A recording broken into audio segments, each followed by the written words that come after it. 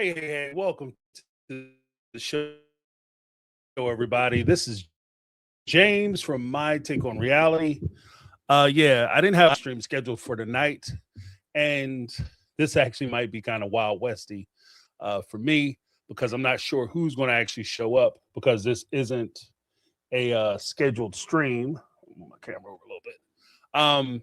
But I just wanted to touch base with everybody to kind of let you guys know where I was as my temperature with how I'm proceeding with the sister wives stuff, or more to the point, the channel. Even so much the sister wives stuff. Hey, what's going on, Hog Rings and Darlene? What's going on? The Bronze Dumperers, what's up? Thank you for dropping the ones in the chat. I appreciate it. I wasn't sure how many people were actually going to show up because, like I was saying earlier, this was just kind of a impromptu stream that I put together. Because why not? One, two, I wanted to open up to the floor because yesterday I had an interesting conversation with during a round table. We have a members round table. For those who are members can join in the round tables. And I wanted to open it up to the crowd or to the group. I started. Here's the thing, because I want to try to expand the group, or at least some of the discussions, past just simple sister wife review, and I think now actually might be the time to do that because one, the sister wife season was light as hell. Like that, they weren't talking about nothing. Like if we're gonna be honest, all the way honest, they weren't talking about anything, right? This whole season was just dry as shit. Like part of the reason, and I begrudgingly look at the whole catfish issue for a couple reasons. But that's one of the reasons why I look at the whole catfish issue so begrudgingly, because part of the reason why the catfish issue is such a big deal and is making a recurrence or a resurgence the way it is because they didn't talk about anything during the course of the season. They have nothing. They have nothing. And because they don't have anything, what they're going to do is they're going to push out the whole catfish issue for everybody to sit there and all these sons of bitches, all these women's is crazy and these men's is nuts and and Mary's a horrible person and oh blah blah. But at the end of the day, the only reason why the catfish thing is a big deal is because during the course of the season, and I don't just mean season 20, I mean technically season 18, season 19, season 18, they were able to explore like the breakaway from the family. Janelle left, Mary left. The kids started expressing their frustration with Cody. Season 19 was essentially the loss of Big G, right? And that was horrible. But season 20 is just basically lifestyles. It's like the broke ass version of Lifestyles of Rich and Famous. The well off and kind of popular. You know, this the rich and famous my ass. So it's one of those situations. And because the family doesn't really want to into their, they do whatever they want to do, but they don't want to talk about what's actually going on with them. So that's why even historically we were always like 2 or 3 years behind in what was going on. But even now, they don't want to talk about anything. Now that it came out, they're signing NDAs. That makes it even more blatant that they don't give a shit about the audience. So when we start talking about like the prospect of doing the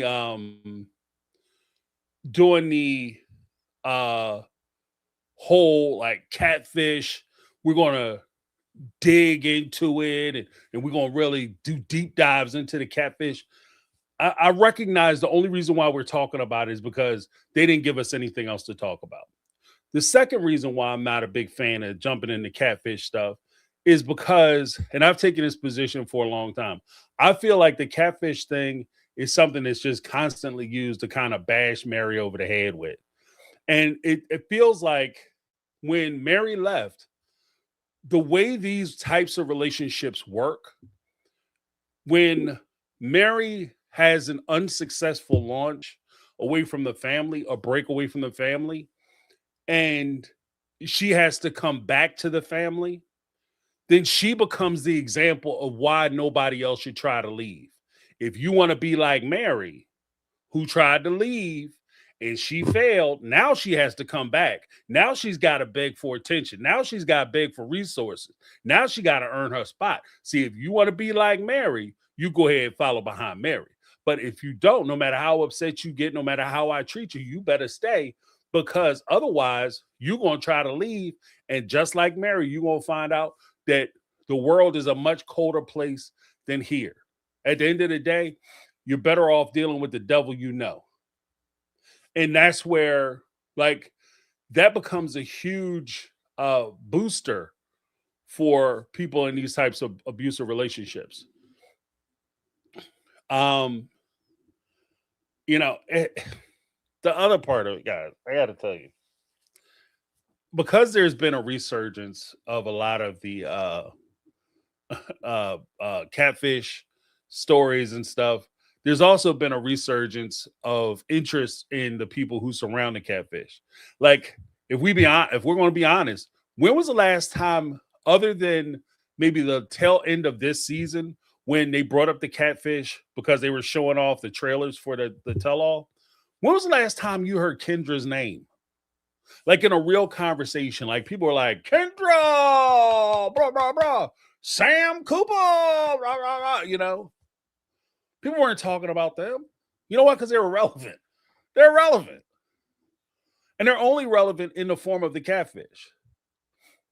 But now, because there's a resurgence with it, part of, if I really want to start digging into the catfish, I have to go into Sam Cooper's book, or Jackie Overton's book. That's the catfisher.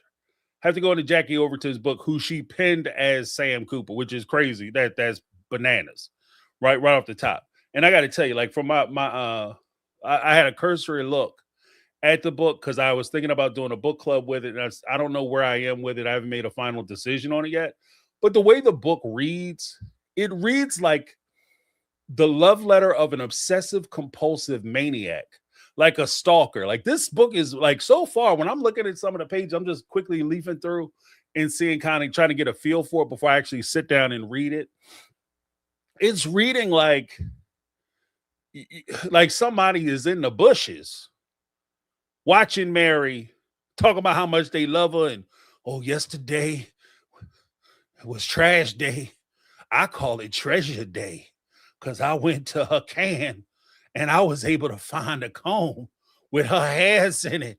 And I smelled those hairs every night. Like, you know what I mean? To confirm I love. Like, it's that kind of, like, banana shit, right? And the only, like, if anything, the only real criticism I have of Mary is, like, you girl, you got yourself a real one. Like, this, but he is the real McCoy. This lady is woo, she is but bonkers. Okay. And I don't want to feed into her Jackie Overton's delusion of importance, because I've heard some of these conversations, the tape, because, and here's the weird thing too. These people, I wouldn't trust none of them. I wouldn't trust any of them. Kendra, Jackie Overton, Ron, you know, anybody who's associated in this friend group, I wouldn't trust none of them. You know why? Because they all tape each other. They all have, like, they tape each other's conversations. They tape each other's voicemails. They're quick to release voicemails, conversations that are supposed to be private. They're quick to release those. The fact that you even have a conversation recorded, I'm calling you, supposed to be my friend, or you're supposed to be my lover, or whatever the case may be, and you're recording that shit. Like, this is, like, super disgusting, especially if you take into account that some, like, I know we could do the whole pretend like Mary wasn't really having a relationship with this. She was having a relationship with this person, right?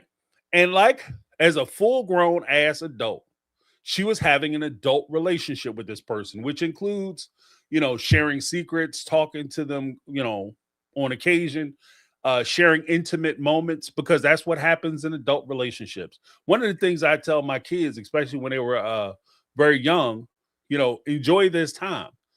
When you're in like high school, your expectation as far as like physical intimacy is relatively low. It's relatively low. When you start hitting your 20s, mid 20s, 30s, 40s, there's an expectation. There are expectations that are built into any relationship. Mary was damn near what, in her mid 40s when this was going on. So I'm not surprised that she was having intimate conversations with this person. But imagine, and I'm going to pose it to you this way. Imagine if you're having a relationship with somebody and you find out that, this person whom you've trusted, who you had emotions with, who you've had feelings for, who you've given yourself to physically, took it upon themselves to tape record you, to videotape you. They put a camera, they got them little button cameras, little tiny ass cameras now, and you find out that they're video recording you in your interactions. How would you feel? I'm not going to sit there and be like, oh, I mean, they must really love me because they want to see it all the time. Just that smackety smack. Hell no. That's a violation. That's a violation. I mean, I would sit here and say all day, be very careful about who you send adult pictures to. Refrain from it if you can, because once that other person gets those pictures, you don't have any control over them anymore. And I can tell you now, like as a guy, I've had more than a few guys. I won't even call them friends. These are people that I might have worked with, or people I casually knew, that would be, you be sitting there doing something and at a bar or something, or whatever the case may be, and they'll whip their phone out, be like, yo, man, check this out. I'm seeing this one tonight. Knock it. What the hell? I don't even know your name. How you gonna show me somebody's boom boom kitten room? What? You lunatic? That's disgusting. What are you doing? So it's like, you got to be really careful who you share that stuff with. But these are the kind of things that, intimate moments that, for right or wrong, smart or not, Mary shared with this person. And this person took it upon themselves to make these intimate moments public. So when I'm talking about the possibility of doing a review of this person's book, it doesn't escape me that this person is a piece of shit, because one, you're releasing intimate photos that were shared to you by somebody whom you were supposed to be in a relationship with, and somebody who you profess to love. There's something wrong with you. Two, you're taping and recording conversations between the two of you so that you can come back later. And that in and of itself tells me that if I'm talking, like if I pick up the phone and I call my house, I'm talking to my wife, no matter what I'm talking to her about, it wouldn't even occur to me that she was recording my conversation. Black Swan Gothic, what's going on? Jody Periscala, hey. It wouldn't even occur to me that she's recording my conversation. Not a million years. Because to me, the only reason why you would record a conversation that the two of us are having is if you plan on sharing it with somebody who is not the two of us. So this was part of the damn plan. And so as I'm debating, covering Jackie Overton's book, that's the thing that these are some of the questions and some of the issues that I genuinely have with giving Jackie Overton, taking her serious. Because for me to delve into her book, there would have to be something that makes me say, it would have to be something probative and not simply salacious. Because I'm not that interested in Mary, and I don't mean this as a shot to Mary at all, but I'm not interested in Mary's sexuality and how she get down and how she do it, how she throw it back. I don't care. It's not my business. It's genuinely not my business. Right. And like I could talk all day about uh like the issue of catfishing and perhaps cheating on a spouse. I could talk about that shit all day. Um, but I don't want to talk about her something that's that private. Mary signed up to and I'll say it this way. When she signed up to do Sister Wives, she signed up to present her family as an ideal family, right? So any information which is contradictory to the image that she puts out becomes relevant. And that's part of the deal she made when she signed up to do TLC, in my opinion. What she did not sign up for was to have people probing into specifics of her sex life. In fact, during the time when they were doing the show, they made it very clear that they didn't want to talk about like what was going on in the bedrooms, their private time. So it's not a secret. It's not something that's like, oh my God, now all of a sudden you're trying to change the rules, girl.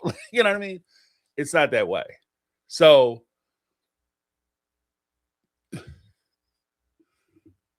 I think that like the only reason why I'd even considered talking about the catfish thing is because, and this is kind of, it's going to seem a little backhanded in a way. The only reason why I even considered talking about the catfish thing is because one, I realize that it's a tool that's being used because they don't have anything else. They're light as shit on the storyline. Number two, I realize that it's very Mary is the target of it, but that's just kind of how it works. So there's going to be things that come out about Cody, and he's the target of it. Like the backdoor deal, Janelle was a target of that. The way the money turned up missing, Cody and Robin were the target of that. So that's just kind of par for the course. But when it comes to the catfish thing, and I say it's going to be a backhand comment, what I mean is I genuinely start feeling like even advice I would give to Mary if I had a conversation with her.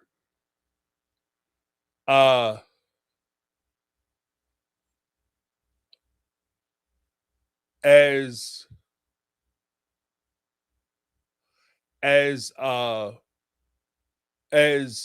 we this the thing I would respond to Mary would be simply this.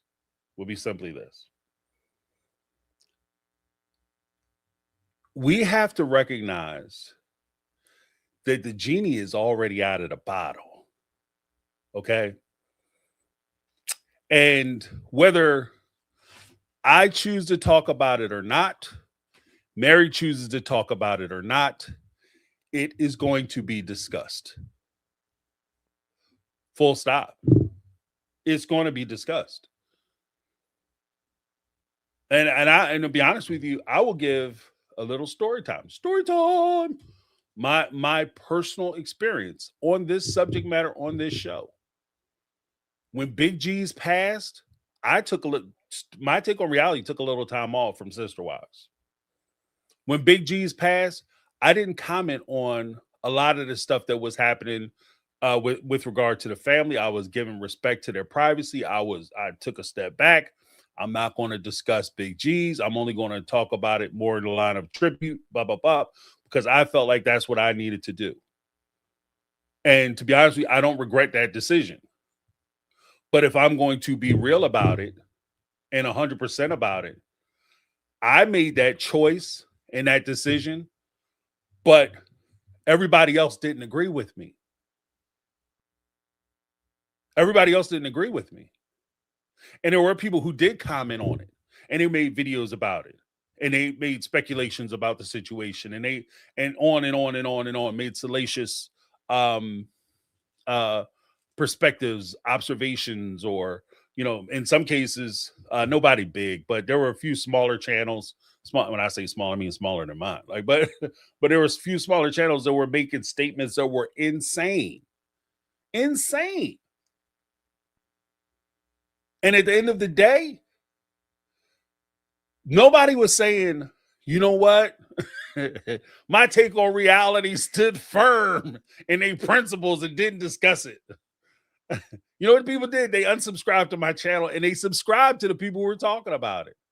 So ultimately, you had people who were talking about a subject matter, a very sensitive subject matter, in a very hostile and an insensitive way, with no regard to Big G's memory, to the family, how it affected his parents, his siblings, and the people who cared about him. You had those people talking. You had people talking about it, not giving a shit about how it affected them.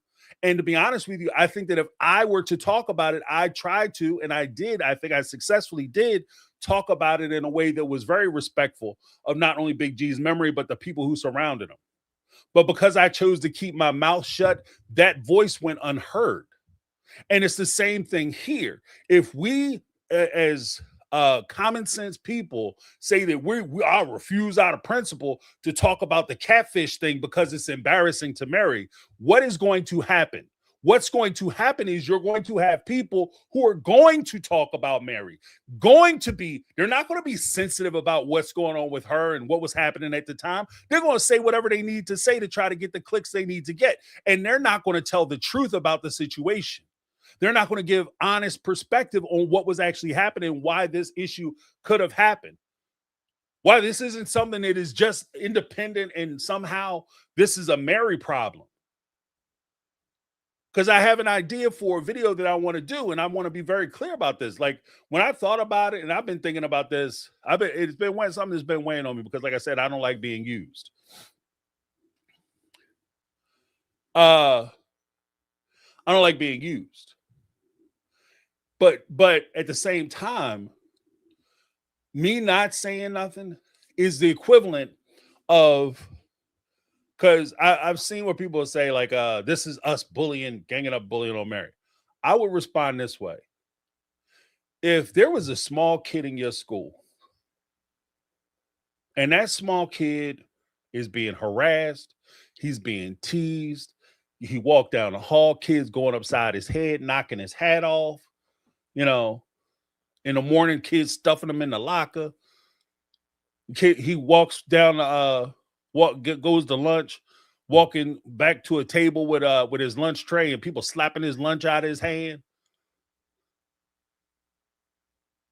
If I'm a part of the crowd that's sitting there watching it, do you think that kid is saying, oh, it's just the one person who's doing it to me, or this small group of guys or gals who are treating me that way? Or do you think that kid is going to look at that and say, what happened to the rest of y'all? Where were the rest of y'all when all this shit was happening to me? How come none of you stood up and said anything? How come nobody said, leave him alone? Why don't you back up? Give him some space. Why don't you keep your hands to yourself? Where were you folks at? And when it comes to the Mary situation, if we want to sit here and pretend that we're on Mary's side and we want to protect Mary, we don't protect Mary with silence. We don't protect Mary by trying to hide and conceal and pretend like it didn't happen while it's happening. If that kid is in the locker and I'm walking past the locker and I could turn around and open the locker, I am not helping him if I don't want to embarrass him by opening up the locker and revealing that he got stuffed in the locker. He's suffering now. And so we have a position where we can talk about it. Let's take this and elevate the conversation to talk about it the way we want to talk about it, in a form and fashion that we want to talk about it in, as opposed to having people who don't care about the situation with Mary, don't care about her mental health, don't care about the repercussions that this has on her family, her friends, the people who care about her, or how this could happen to other people, how other people could suffer from the same situation. Because if we sit there in silence and we don't say anything, we put our heads in the sand and pretend like this isn't what's going on, we aren't helping. We're part of the problem. We're part of the problem. If you're getting bullied, I don't give a shit if you're with the crowd that's laughing or you're just the crowd standing there with your mouth agape. I'm standing here by myself being picked on and bullied, and you're not doing shit. How are you helping me? Because I didn't want to get involved. That's not helping me, though. That's not an earmark of courage. And so that's kind of where I am with it. I don't think that the more I mill through it, and I keep coming back to the same conclusion. Like, I don't think that we're helping her if we pretend like it's not a big okay. Well, because if I don't say anything, right? If I don't say anything, then you know what happens? It's the same thing. It's the same thing I said about Christine. When Cody is sitting there and he's framing out all the shit that he wants to say, and Christine said, you know, in a short-term cute way, long-term problematic way. Well, I don't want to waste my time by responding to his nonsense. That's cute. But you know what's happening, Christine? He's framing out the issue. He's creating the narrative that you're going to have to respond to. You're letting him, the manipulative, narcissistic tendency having, at least appearance-wise, asshole, design a scenario or situation that you are now going to have to respond to. And instead of you taking control of the narrative and telling your story, you're responding to what his accusations are. There's an old political theorem that is simply, I think it was, I want to say it was Ronald Reagan. I don't think that's correct though. If you're explaining, you're losing. and I think that's pretty much what it is. If you have to sit there, if you let Cody and Robin dictate what you're going to talk about, and they put you on your heels and you're only responding back to or trying to ignore the things that they say. For instance, when Cody came out, as another example, when Cody came out and said Janelle was in charge of the books. This is season 19. Season 19. Janelle was in charge of the books. So he said that in response to, oh, they say that some of the money turning up missing. Some of the money turning up missing? You mean somebody stealing funds? Well, let me tell you something. Janelle was in charge of the books. Janelle, I don't know about all that. I was the bookkeeper. I don't know about all that. And I said then that shit was going to be problematic. And I said then it was going to come back and bite ass in the ass. And sure enough, that's exactly what happened. Because when he didn't just say that Janelle's a smart one, she had a calculator. She could count to 10. She know how to do a spreadsheet. And she did the books, right? She did. He said she did our taxes. Janelle wasn't doing the taxes. She was taking that shit to H&R Block or Jackson Hewitt or some shit, right? Or she using TurboTax. Janelle wasn't like a CPA doing the taxes, you know? She was filling out like forms and shit. Hi, this is Janelle Brown. Here's Cody's W-2. Here's Robin's W-2. Here's Christine's W-2. That's what she was doing. Here's the bank statement. You know? But he made it sound like she was so proud of that fact. But what she didn't recognize is Cody was saying that you were a thief. Cody was saying you were stealing the money.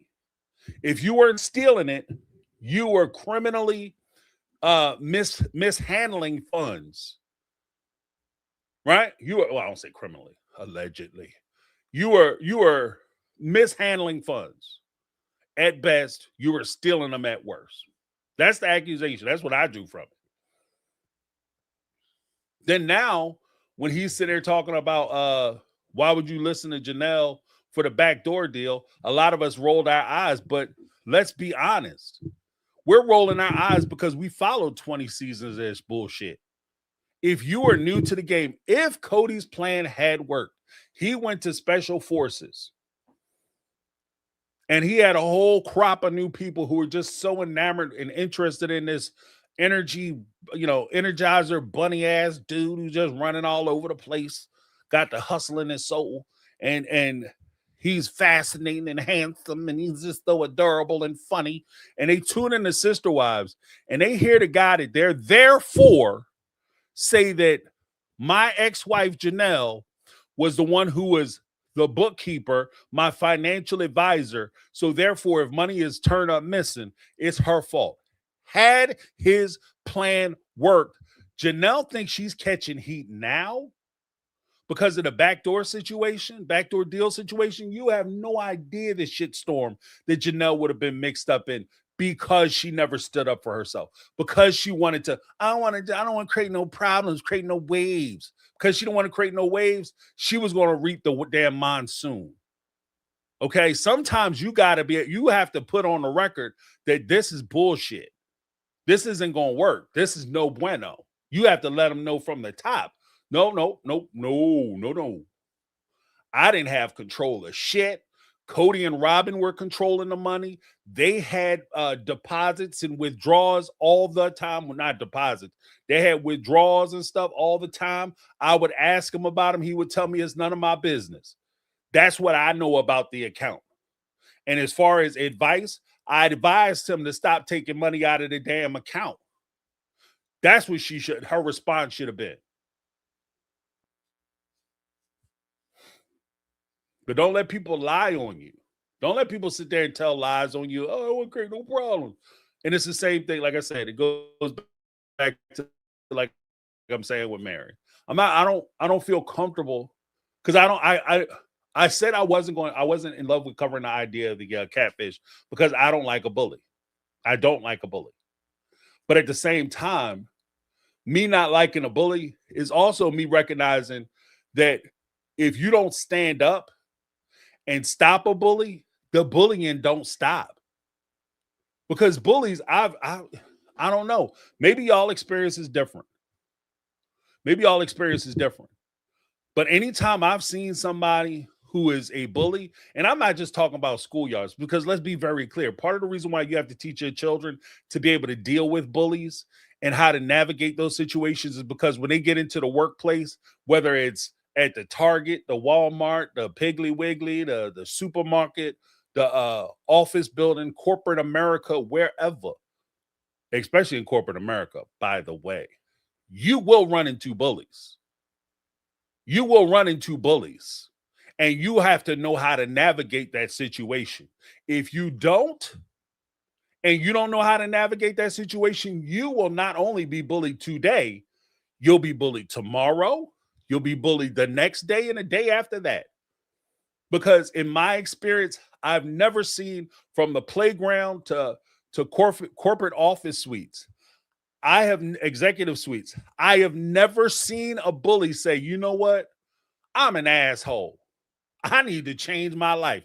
I've never seen a bully have a Christmas Carol moment where he meet the spirits of past, present, and future, and all of a sudden he wake up like, it's Christmas time, Merry Christmas, and he decided to stop bullying people. That ain't how the shit go down. How it go down is that you wind up quitting or leaving or removing yourself from the situation, but they don't ever stop bullying. If you ever come back and they ever come back in contact with you, guess what? It's going to pick right back up where it left off. Because you have to stop a bully from bullying you. And so that's where I'm kind of at with this whole thing. I want to make it like ideally, be jacked up. But ideally, if we're gonna talk about it, let's talk about it. But I'm gonna make it so uncomfortable for the people who bring it up that they ain't gonna want to talk about it no more. How about that? Let's try that shit. Because if you think about it, we already tried it. We ain't going to talk about it. We ain't really going to address it. We just going to sweep it under the rug and not really discuss it. We already tried that. Mary already tried that shit. And where are we at season 20? The catfish happened back in season 8, folks. The catfish happened at the end of season 8. It was most of season 9. And they talked about it for the next few seasons. And the whole time, Mary sat there looking like, what was going on, Mary? How? Right? Whole time's looking like she's scared and shit, don't want to say nothing. Oh, the whole family got together. That catfishing was crazy. Oh, I don't want to talk about it. Well, we still talk about it. Season 20, guess what? Here we go again. They there warming up the instruments because they're about to play the greatest hits.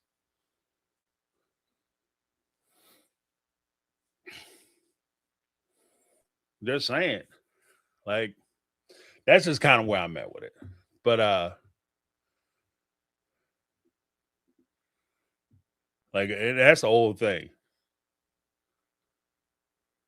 What is this? Something the kids who bullied my daughter are still bullies as adults. Yeah, they don't grow the fuck out. Oh, pardon my friend. They don't grow out of it. They don't ever grow out of it. Cause you know what kids realize that they don't want to be bullies no more. When something the further they get down the bully stream, the harder they got to get reset or checked.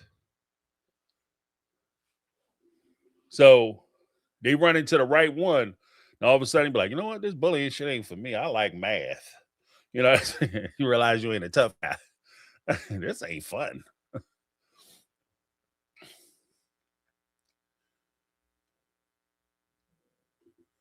Duck, duck, nope. She needs to have an 8-mile final battle moment. Yes, I did this. Yes, I got my ass kicked. Yes, I'm living with my mom again. Yeah, that's what I'm talking about. That's what I'm talking about. Take all their weapons away. And then when you take their weapons away, that opens you up to come back on them. Let's get through the whole, like, okay, yeah, Mary did this, that, and the other. Yeah, okay, she was seeing this person. She was planning a life. She had a shit life with Cody. Cody was a piece of shit husband. He abandoned her. He neglected her. He wasn't doing right by her. She was basically doing it by herself. She was under the pressure of having to watch her husband have a complete family across the street and 2 other women that he's seeing on the side, and you ain't getting nothing. So she had to endure all that. So yeah, she met somebody else and she was ready to pack her shit and go. Okay, next. Now that we got through that, let's talk about how the catfish came to be. Let's talk about how the catfish whole storyline legend was created. Let's talk about that shit. See, and that's where Cody. This is why I'm saying, like, this is part of the reason why I'm like, every time I'm like, I don't want to talk about this shit. I come back to, you need to talk about this shit, because what Cody, or more to the point, Robin, Kendra, Cody by late association, Jackie Overton, what they rely on is for us to get stuck on the quandary of whether we should talk about it or not. What was actually happening? Was she cheating? Was she not cheating? And we get stuck. And once we get stuck, we never ask that second question. We never ask the question about really address the question. Because even now, when Suki is sitting there talking to Mary just kind of hinted that, yeah, maybe Kendra kind of knew something. And I told things to Robin and the catfish knew it. But Mary didn't say with a whole chest, because in season 9, when she was talking about the catfish at the dinner, she said, there's a catfish person. I'm scared because I'll say things in my house and then the catfish will know about it and be mentioned in the conversation later. But what Mary didn't say was, I say things to Robin in my house, nobody else around, and an hour later, the catfish is on my phone, generally mentioning the things that I specifically spoke to Robin about. Robin like the damn iPhone, or she like an Android phone. Like, you say something around your damn phone, like, damn, I wonder how much ladders are. All of a sudden, you got a bunch of advertisements for ladders. Every time you turn around, like, Home Depot is having sales for ladders. You can go to Harbor Freight and get a ladder for cheap, right? That's how Mary made it sound. It wasn't super spy shit. It was your girl Robin. But we never get to that conversation because we too busy arguing whether we should have had a conversation in the first place. And that's why Robin and Cody keep bringing the shit up, because they have no skin in the game. They have no skin in the game. That's why they keep bringing it up, because this conversation, let me say it again. This conversation, one more time. This conversation does not hurt them. This conversation doesn't hurt them. It doesn't affect them. That's why they don't care about bringing up the damn catfish. That's why. If Mary came out and was like, real deal, Holyfield, this is what happened. I said shit to Robin. Then Robin's best friend Kendra comes over, starts talking to me about Jackie Overton and Sam Cooper. And even Kendra, during her interview, had admitted that she told Mary that Sam Cooper was real. And she talked to him on video chat. She told that to Mary. And then, well, why would you tell that to Mary? Later on, she had a bunch of contradictory statements. But if you whittle through all the bullshit, basically what she said was, I told Mary, confirmed to Mary, that the catfish person, Sam Cooper, was a real person, a real man who was legitimately a businessman. Everything he said is true. According to Kendra, she said that because Jackie Overton had threatened her because she was so scared of Jackie Overton because she knows hitman. So she admitted that she told Mary that this person was real. And Kendra is the one who is connected to Robin's best friend. And they're having these conversations. So either Robin, if best light and best case scenario, if we peel it all back, either Robin was talking to Kendra, she leaves Mary's house, calls Kendra up, talks to Kendra about the shit that Mary was talking to Robin about, and then Robin tells Kendra, and then Kendra goes back and tells Jackie, or Robin goes back to her house, picks up the phone, and talks to Jackie Overton herself and downloads Jackie Overton with that information. Here's the thing. We're never going to have that conversation. We're never going to find out that information until we get through the bullshit of talking about how this conversation's hurt Mary. Sometimes you got to hurt to heal.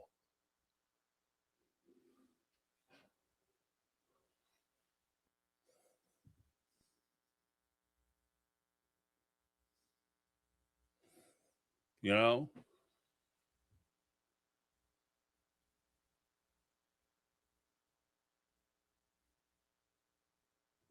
And that's my point right there. Why are we discussing whether or not Robin telling Cody was her having Mary's back versus why was everything Mary told Robin all up in the catfish's damn mouth? Right, exactly. Explain. I don't give a shit. Okay, fine. Because this is the point I'm making. This is the point I'm making. Is I'm sitting there contemplating the whole idea of the catfish, and I'm talking my way through it. And I'll read through some more of the chat in a little bit. But this is the part that I'm talking about. By us trying to be so prideful, trying to be so respectful, trying to be so considerate, we are allowing Cody and Robin to frame the discussion. They are framing the discussion that Robin told Cody what Mary was telling her. And she informed Cody that Mary was cheating on her. And if we keep it all the way a buck, I could argue either side of that case. Oh, Robin was Mary's friend, and what kind of backstabbing ass friend run back and tell on her, or relieves that confidence that her friend have, blah, blah, blah. But at the same time, she was telling her husband. So why should I lie to my wife about your lie? That's your lie to carry. That's not my lie to carry. Why should I mess up my relationship with my wife or my significant other for you? That's a compromised question. And you could go back and forth. Well, I don't care about it. I'm committed to my wife. I'm committed to my marriage. And so if it's a choice between my friend and my marriage all day. And Robin could make that argument. And we might all boo, but it makes sense in this situation where we're anti-Robin, so we're boo. But if it was a secret that David was trying to keep from Christine because somebody was about to fuck Christine over for some money, and it was like one of his kids or something was going to screw Christine over for some money and be like, oh, well, David should have kept his mouth shut because that's not his place to betray his kid's trust or betray his friend's trust or confidence. Nobody's going to say that. That's your wife. That's your partner. That's your life partner. The argument could be made.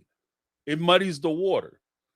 But as Brittany pointed out, and this is exactly what I'm saying, let's cut through the bullshit so we can start having a real conversation. Why was Mary sitting there telling you in her red sundress that she tired of Cody's shit? She's really enamored with this Sam Cooper, her boyfriend, getting on the damn nerves too, and she ready to give up on men. Why is Sam Cooper calling Mary in a half hour after Robin leave? Why is Sam Cooper calling up Mary, telling her you gonna stand there with your little red sundress on and fall out your mouth that you tired of men and you tired of dealing with me and put me in the same category as Cody? Why are we not talking about that shit? Because no, Robin don't have the same loyalty to Sam Cooper that she would have to Cody. It's not the same expectation. And that's all I'm saying. So I feel like if they're gonna pull us into the conversation as audience members, let's not let them pull us into the conversation so they could give it to us the way they want us to have it. Let's us, because I'm tired of, look, I don't be a dick about this, but I'm going to be, because I'm partly frustrated. But I am tired of people who have no imagination or creativity trying to tell me what I should know, what I shouldn't know, what I should ask, what I shouldn't ask, and what I should be aware of. I'm tired of them trying to lead me around by the nose. So what I want to do is I want to have a real conversation. That's what I want to do. I want to look at it the way I want to look at it, not the way they want me to look at it. Does that make sense?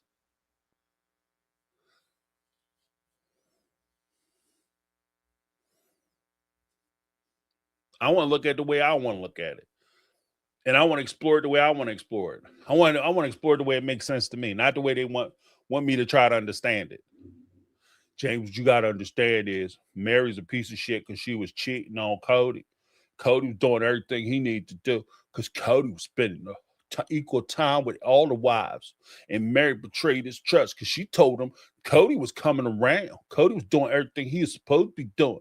And Mary told him stop coming around because she was too busy trying to spend time with the catfish. If we let them sit there and lead the discussion, that's what the discussion is going to be. And what's going to hurt Mary more than? Just saying.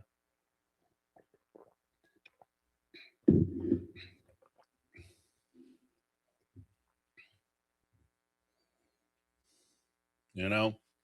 Because I'm on that ass. Like, that's all it is. Like, I'm just saying, because again, I'm just saying this from my experience.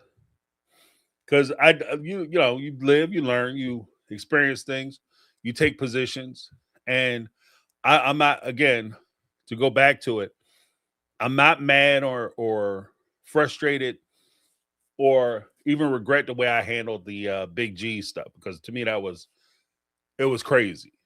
But I also noticed that it got crazier because you had, it wasn't just me either, because you had other people, other creators who were trying to be very respectful. They took time away from covering sister wives. They didn't discuss a lot of this stuff. They weren't trying to, delve too deep in their business. They were trying to give people their space and be respectful. And what that did was create a vacuum.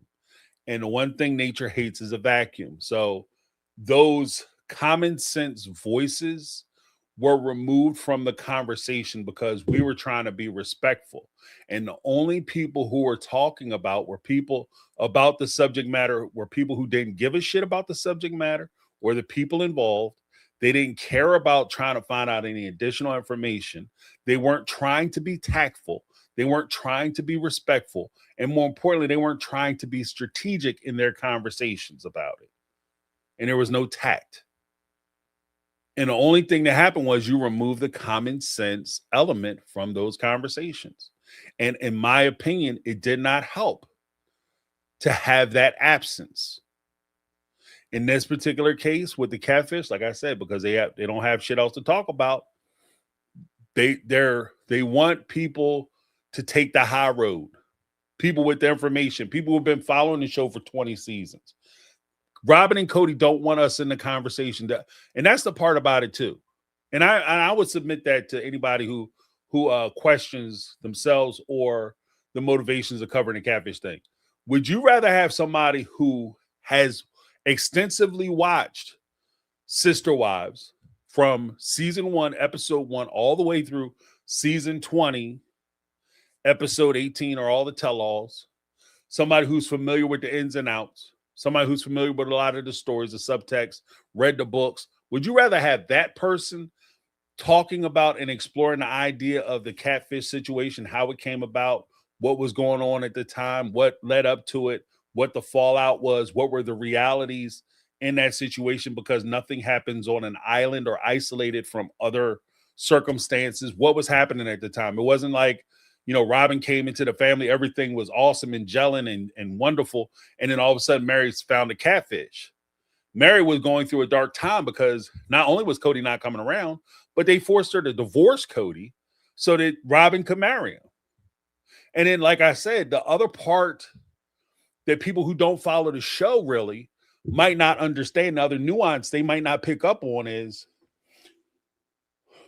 if you look at the cul-de-sac, the way it's laid out, it was Robin's house here, Mary's house, Christine's house, Janelle's house, right? If you're Mary, you go out onto your deck, your back, Robin technically was the only one with a deck.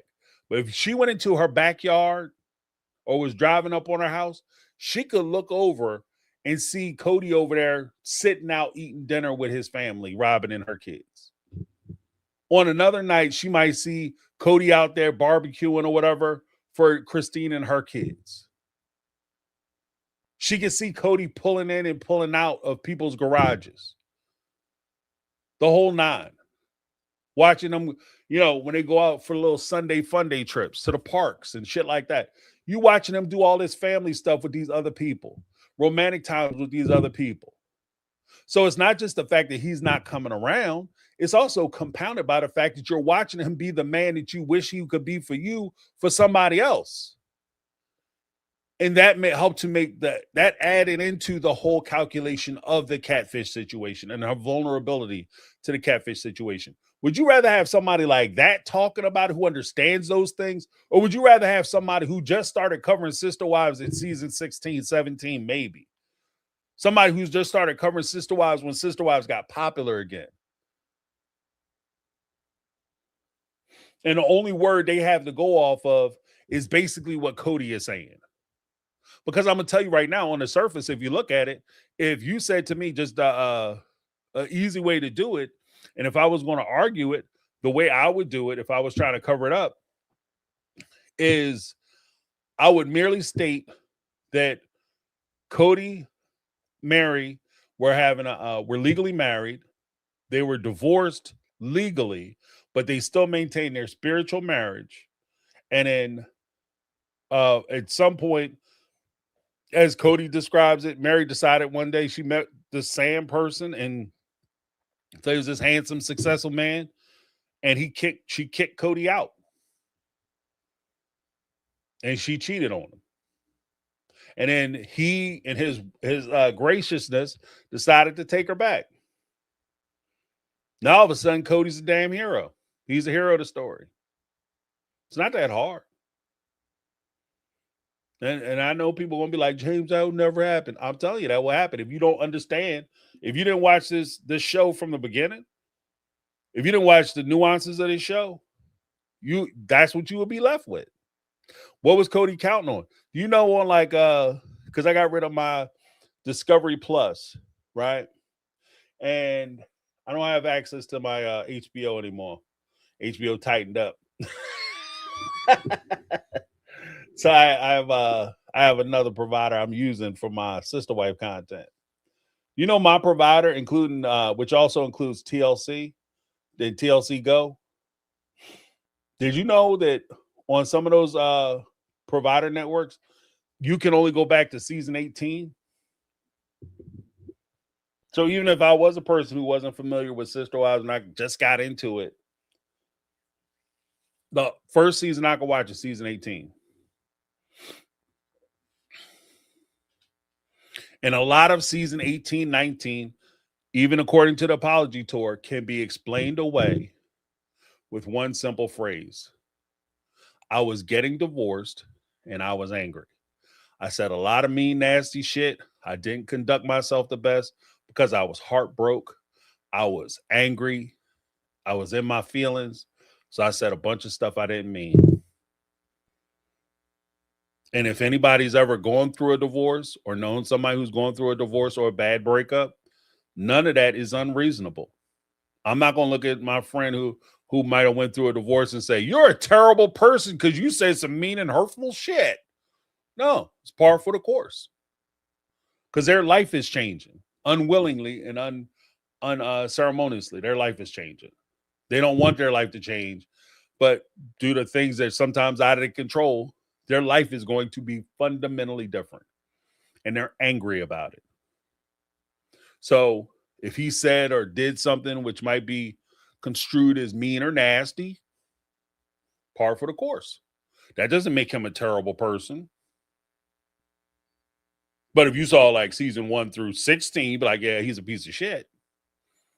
Season 18, 19, 20, not so bad.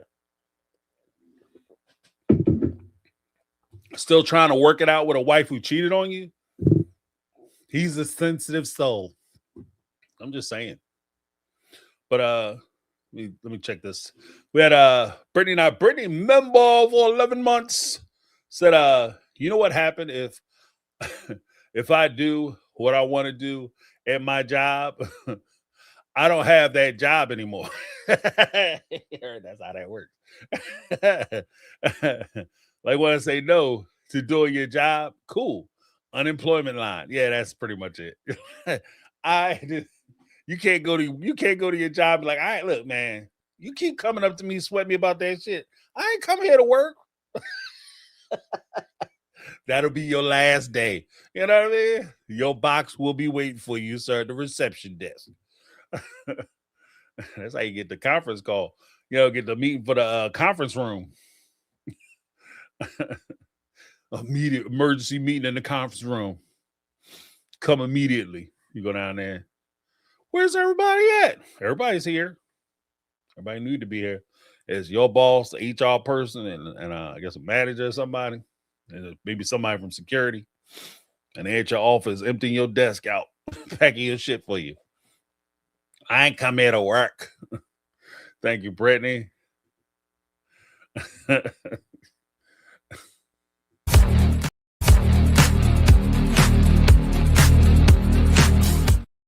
We had Jody Periscala with the $4.99 super chats. Did you read my email and Facebook post? I've been so upset. Don't be upset. Don't be upset. There's nothing to be upset about. See, there's also a point too where we have to be very careful about over-identifying with the Browns. And I say that, I'm not trying to be mean, but I say that in a couple fronts. One, these people have made significant money. When we sit there, oh, I'm not going to talk about them because, you know, they are poor people and they up.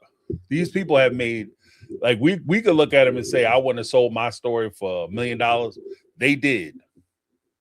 And they knowingly did. They know what they signed up for. Two,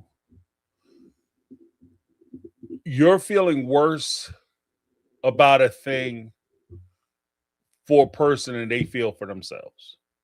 Three, this is like what the catfish stuff is not it's not your cross to bear. It's not your responsibility. The only thing we can be responsible for is how we deal with it, how we talk about it, how we address it, and how we move forward. I can't, I think that there's a point where if we're not, if we are concerned about justice, we are concerned about looking out for the person who needs protection, then we have to be willing to stand in the gap. We have to be willing to stand in the gap. And part of us standing in the gap is recognizing that we aren't helping them if we ignore the problem. Ignoring a problem does not help a problem. There, like we sometimes during the roundtable, we talk about some issues which are complicated family issues where people may be mistreated. That's what I say instead of the A word. Where people might be being mistreated.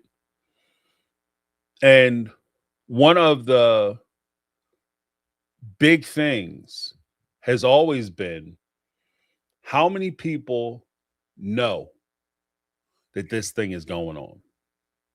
How many people watch that little boy, that little girl limp out of the house in the morning, unable to carry their book bag on their right shoulder because they have welts on their back?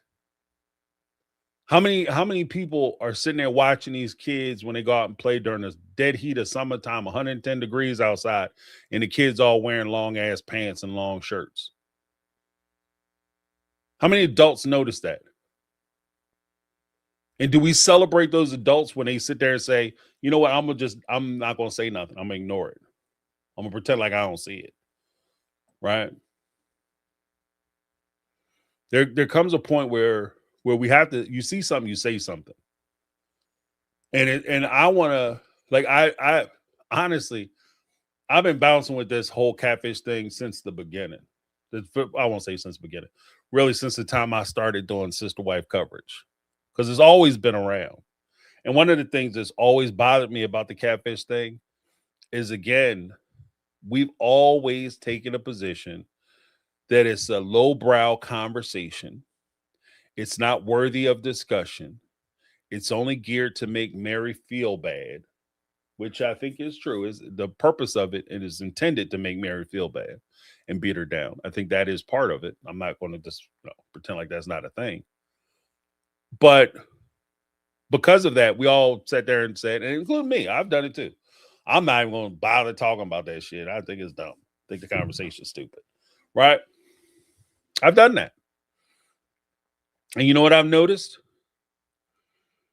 Because, and I'm not saying I'm so powerful that I could have changed it, but I didn't help either. Because by me not saying anything, by me not making those connections, by me not making those express, like, okay, we're going to talk about it, let's talk about it. We're not going to talk about like this little part and get off of it. Talk about this little part and get off of it. We're going to talk about it, let's talk about the whole thing. And because I've never done that, and other content creators never really did that, that's why Mary keeps getting bashed with it. So to use one of Cody's vocab words from the tell-all, it would be hypocritical of me to say that I think that the catfish situation is designed to hurt Mary and is only hurting Mary, and yet I see why it's hurting Mary and I don't do anything about it. I'm gonna complain that it's hurting her, but I'm gonna continue to let it hurt her. I'm gonna talk about how it's beating her ass down, but I'm not gonna do anything to stop it.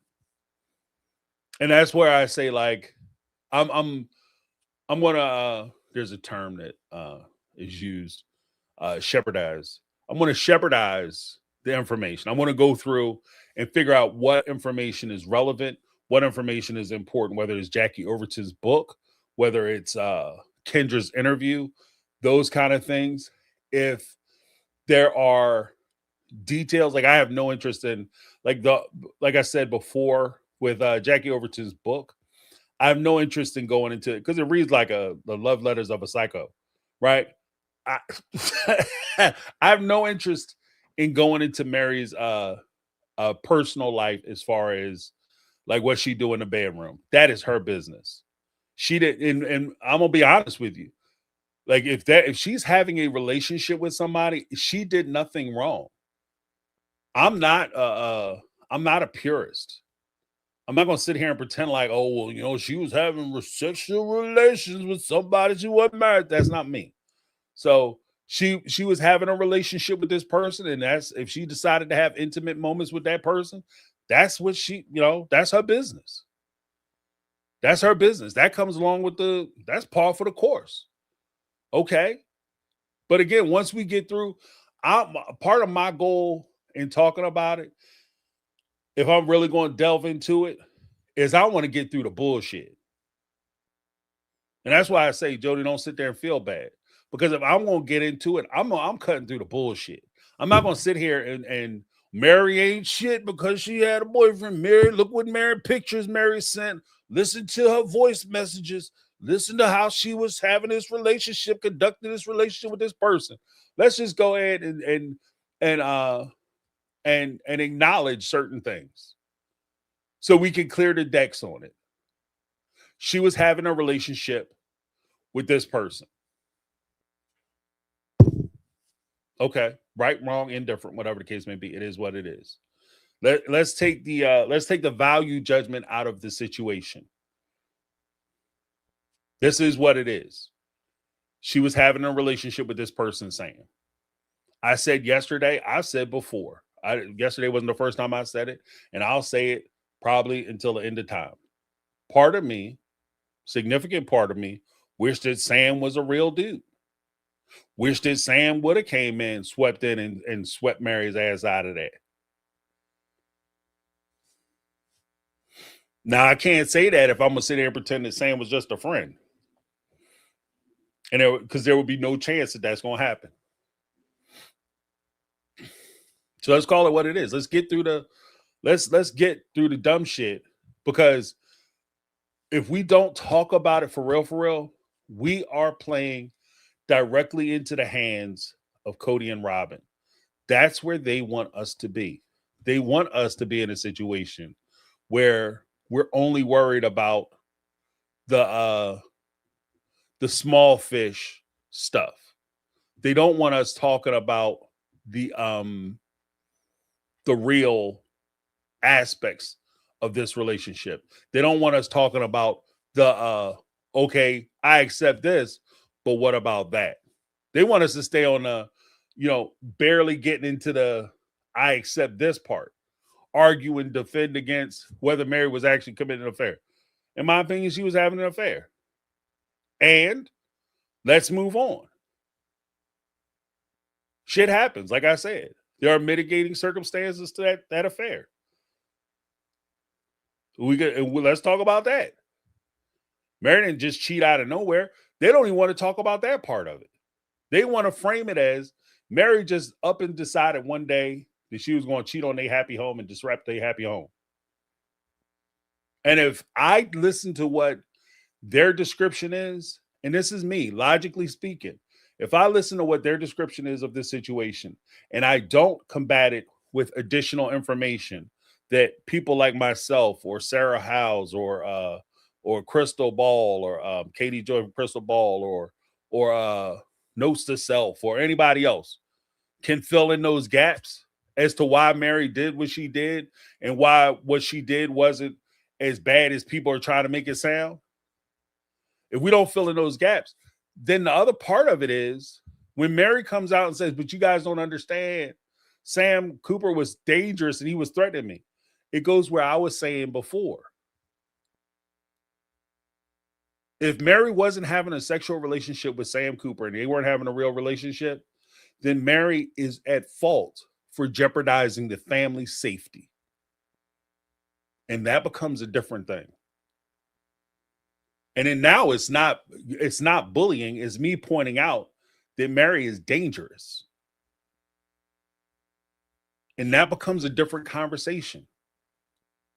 And so, like I said, by leaving out critical information, it opens the conversation up for people to be able to attack Mary in it's a new line of attack that's substantively worse. Because you cheating on your husband or your wife is bad, right? Bad enough. You jeopardizing the safety of children, especially children that aren't yours. You jeopardizing their safety, that's inexcusable. Especially if you're doing so because you're trying to get your rocks off. That's the equivalent of the mom or the dad who take their kid out in 100-degree heat, lock them up in a car, roll all the windows up so they can go and sneak into some boy's house, some man house, so they get their back blown out for 2 hours. You jeopardized your child's safety so you could fulfill, quench your sexual appetites.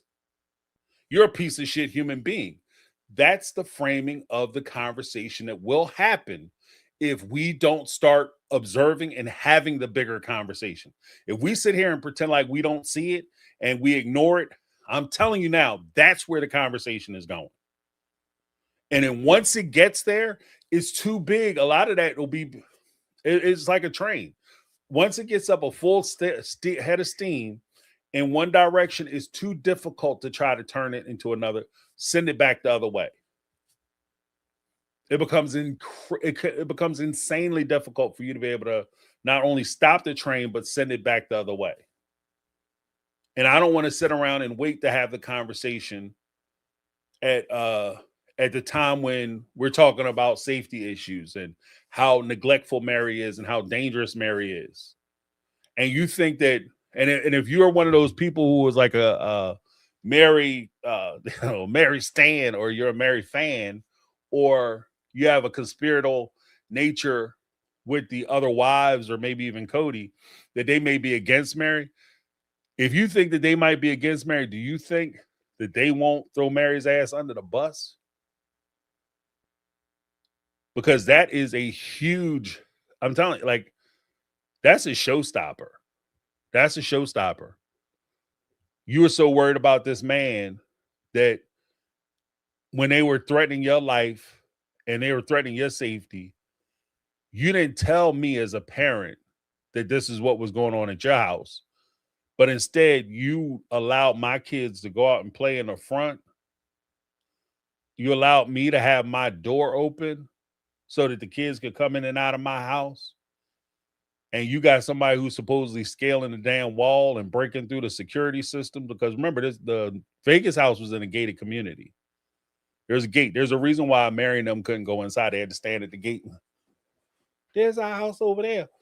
During that one season, I think it was earlier this season, when they went back to Vegas. There's a reason why.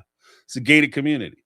So this Sam dude was supposedly broken into Mary's house and planted bugs all over her house. If he could break into her house and commit that crime, there's no reason why I wouldn't think that if he got angry with, he has you scared that he might do something to you. If you say something, then you don't think that same guy who's so violent won't do something to one of my kids, the kids that you're related to or tied to? When them kids are walking to the store, you don't think one of them might accidentally be the victim of a hit and run or get picked up and have him drive them to like the other side of town and drop them off at a park or some shit to teach Mary a lesson? Like, it just becomes too problematic. That's why I say we're not doing any favors if we just pretend like we stuff our head into the sand and pretend like, we'll ride the storm out. I don't think we're doing anybody any favors, including Mary. So that's why I say don't feel bad. Don't take it upon yourself to feel bad. Yeah, I wouldn't feel bad about it. Because here's the thing. Like, you had sent me the Jackie Overton thing, but the Jackie Overton book was already out. It's been out since 2015, 16, something like that. With Kendra, with her interviews, that was just reposted on the Facebook page, on my Facebook page. It's being kicked up and talked to both the book and Kendra's interview are being discussed on Reddit. So we aren't stopping anything. We don't have control of, like, we don't control what people will talk about and what direction they'll take. We can help with the narrative, but we can't even really control the narrative, especially if Mary decides that she doesn't want to say anything. Because it's not enough for me to come out and say, oh no, Mary would never do, and she said, I don't want to talk about it. Cody is hoping. I'm gonna put it this way. Cody and Robin are hoping and praying that Mary doesn't say anything. Cody and Robin, because as much as they might sit there and look down their nose at YouTubers and Twitter folks and TikTok people, we drive a lot of the conversation in the sister wife spaces. We drive a lot of the conversation in the sister wife spaces. So you know who really don't want content creators to talk about the catfish situation? Robin and Cody. I know Mary doesn't want us talking about it because she's embarrassed by it, but you know who really don't want us talking about it? Robin and Cody. Because if we start really talking about it, like I said, once we get past the initial bullshit of was it cheating, was it not cheating, and is she a good person, a bad person, and we start drilling down in who is this Jackie person? Who's this Sam Cooper person? How did Mary meet them? Why was Mary so ingratiated with them? How did they find out so much information about Mary? How deep does the conspiracy really go? Once we start digging into that shit, it creates a scenario where even the people at TLC might feel the need, and I want everybody to understand this. TLC might feel the need to have to answer those questions. We are no longer in a situation. Remember back when Sister Wives first started, the folks used to send in Twitter questions or whatever.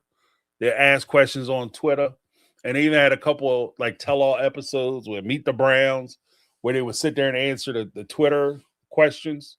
They don't do that shit anymore. You know what they do now? They go to the content creators, not necessarily just what are the content creators saying, but what is their audience saying? What are they talking about?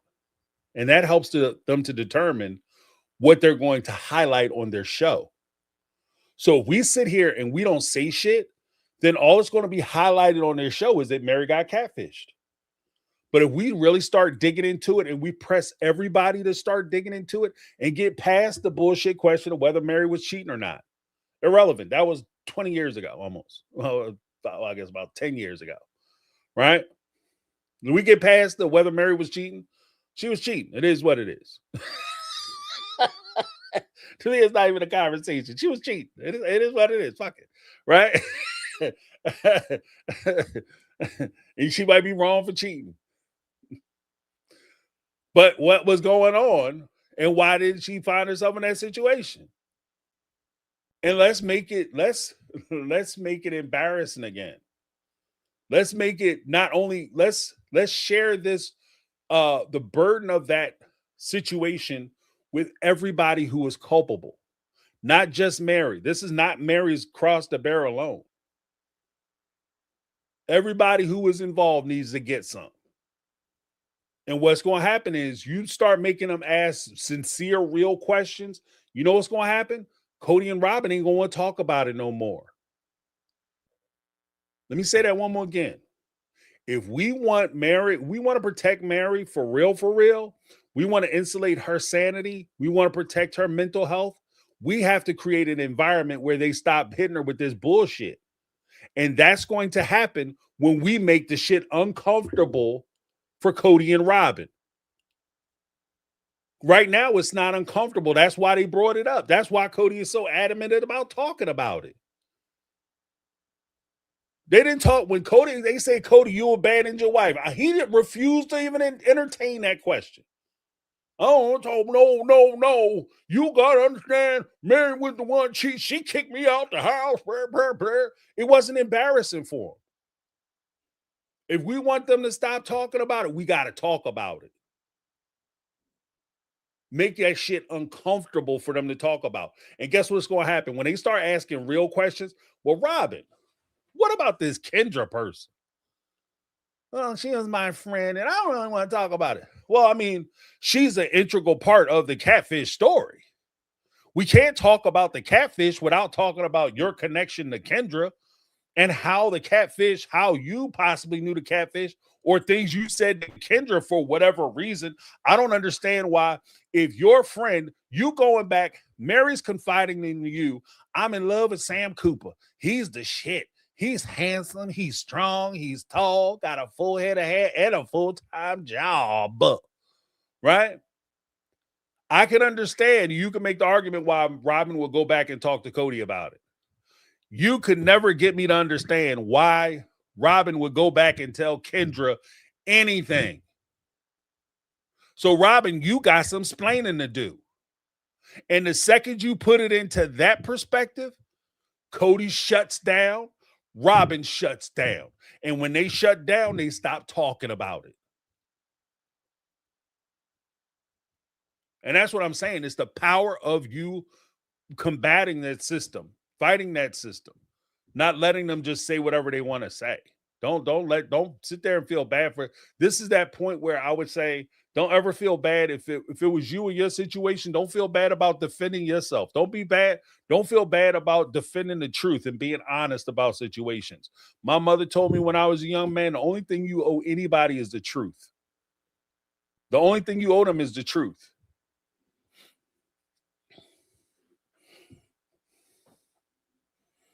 If we're going to dig into it, if they want us to talk about it, we should talk about it. But we're not just going to stop it talking about the parts, and this is the key part. We're not going to stop it talking about the parts that they want us to talk about. We're going to talk about the whole damn thing. All of it. Y'all don't want to talk about all of it. You just want to talk about the parts that make you look good. That you can sit there and pretend to cry. And Cody can pretend to be outraged and angry. Let's talk about all of it. But as soon as you do that shit, all of a sudden it's going to be. Thank you, Jody. Appreciate you.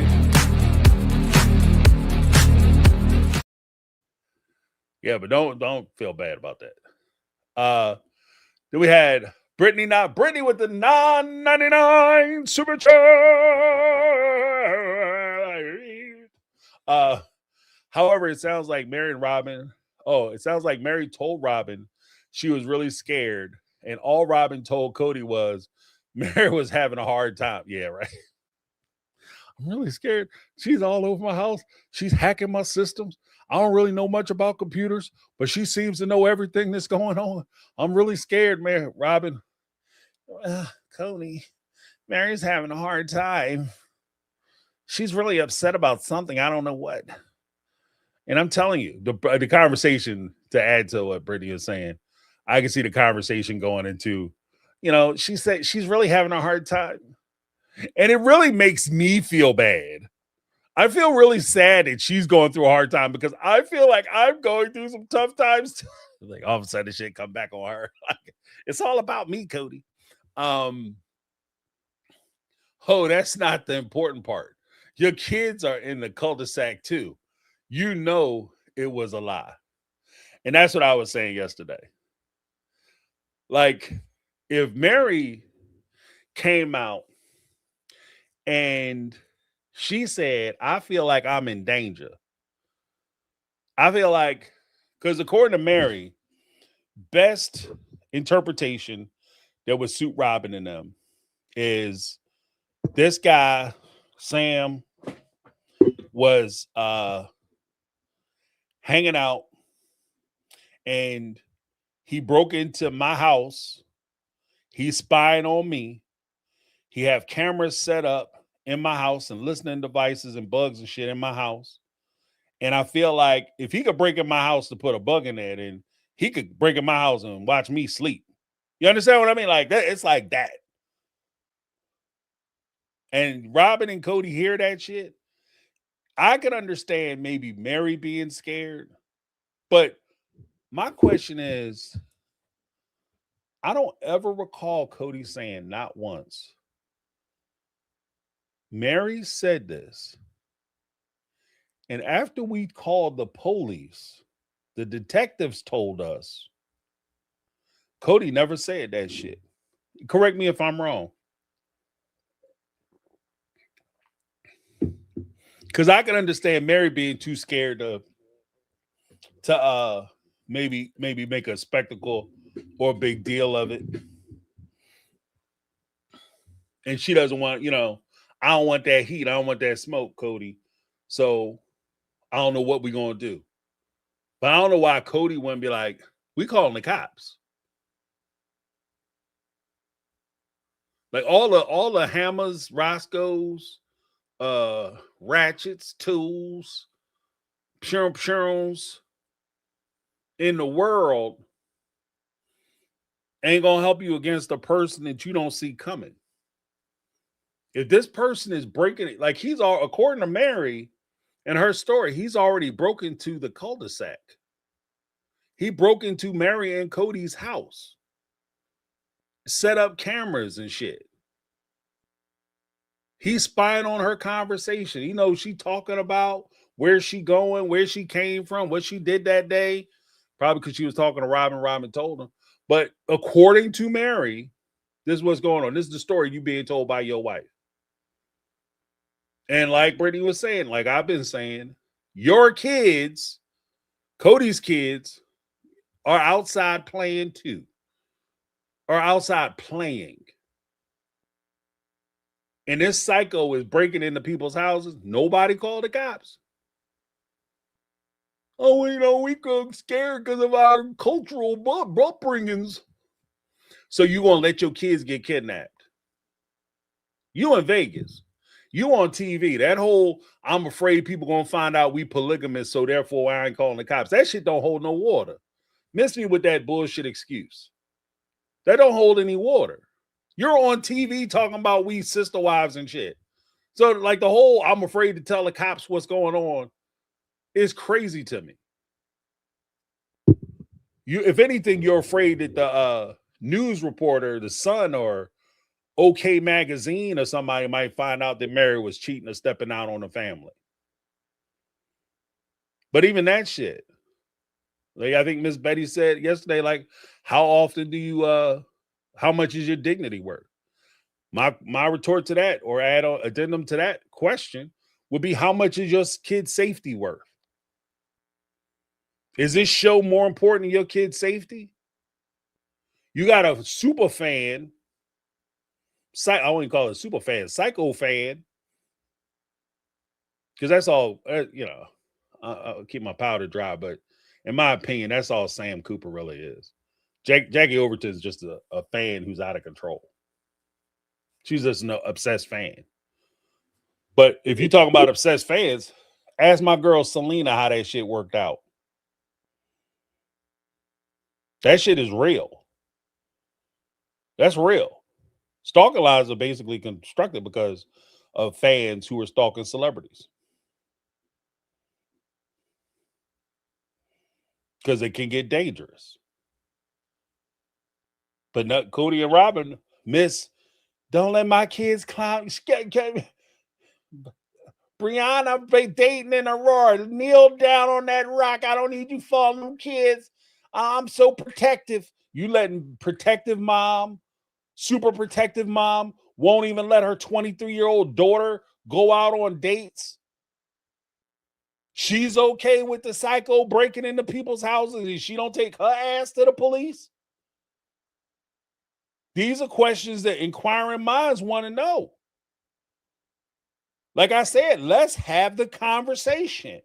Let's stop with the bullshit. Make the shit make sense. This is the part where all of their stories fall apart. They tell a little bullshit framing that they want to put out, and nobody come back and question the framing. We criticize Suki and them all the time about allowing them to frame their questions or comments the way they want to without having any pushback.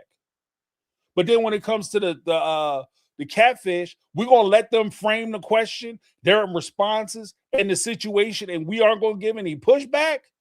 My pushback is simply this: explain to me how a overprotective mother who won't let her kids do shit, even adult children. We just watched the season where she had an adult child come back and ask to attend church. You're that protective, but you're okay with a guy who's breaking into your neighbor's house. Let me say that one more time. You're okay with a guy who is breaking into your neighbor's house at will in your gated community, walking all through your little cul-de-sac, up in her house, setting up electronic surveillance equipment. You're okay with that shit. Make it make sense. Let's have the conversation. See, and here's the thing. You start asking those kind of questions, we start echoing those kind of questions, whether it be Reddit, Facebook, YouTube, X, Instagram, whatever the case may be. You see how quickly they stop talking about the catfish. You see how quick they stop talking about this whole bullshit nonsense storyline. Because they up to this shit in they necks. They into this thing in their necks. So 100%, Brittany.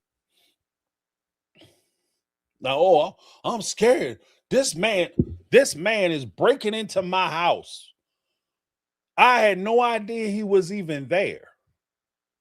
Which tells me his ass could still be there. He could be sleeping in your attic and you wouldn't know it. You in your living room having personal private conversations and he's able to call you an hour later and detail your conversation. You telling me that shit wouldn't creep you out? And you tell Cody and Robin, they both aware of it. And they, that's cool. I ain't worried about that.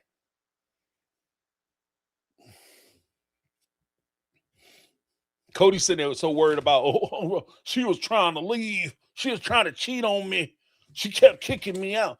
I don't give a shit about that. Like I said, there'll be some people getting cussed out. My kids are in jeopardy. I don't give a shit about your little bullshitting. Oh, let me tell you about how she hurt my feelings. I don't care. I don't care.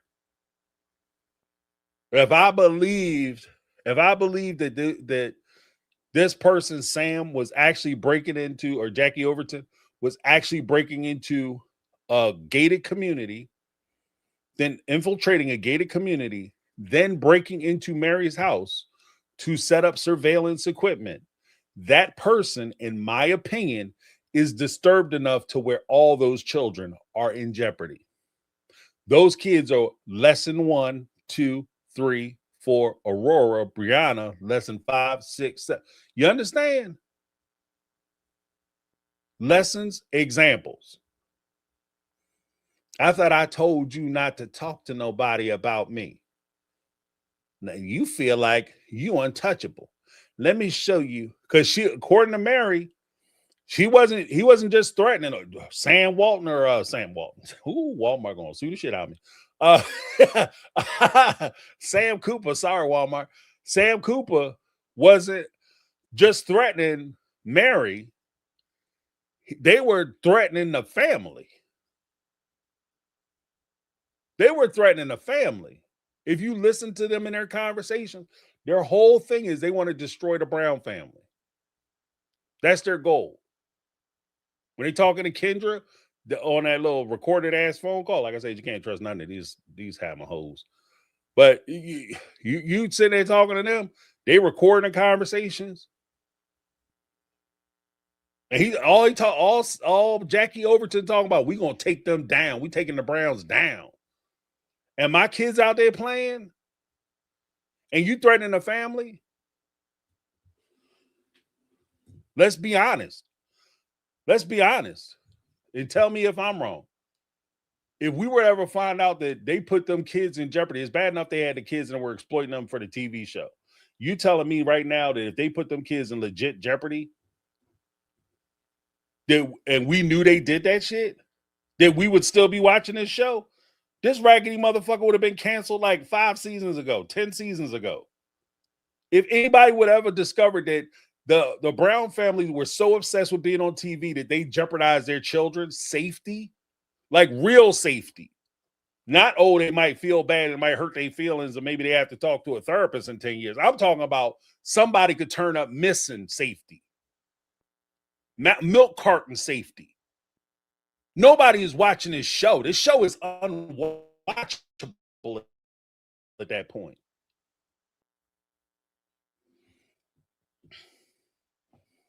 I'm just saying. I'm just saying. But thank you so much, Brittany. Let me give you those something.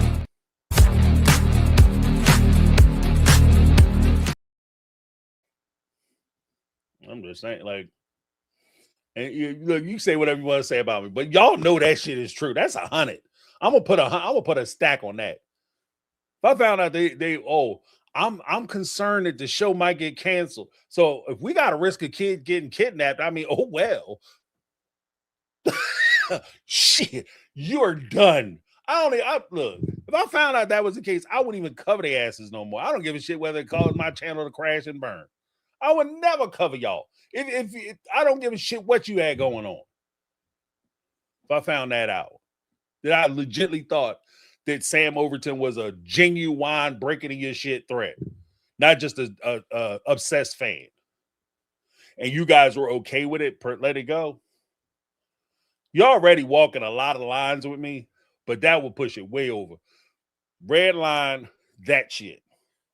Red line, that shit. Okay? That's so far over the red line, it'd be done.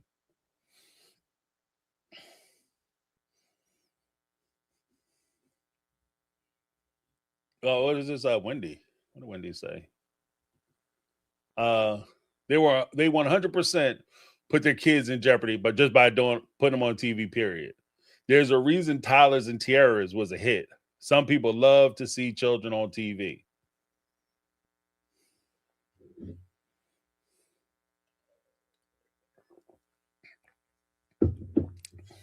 No lies detected.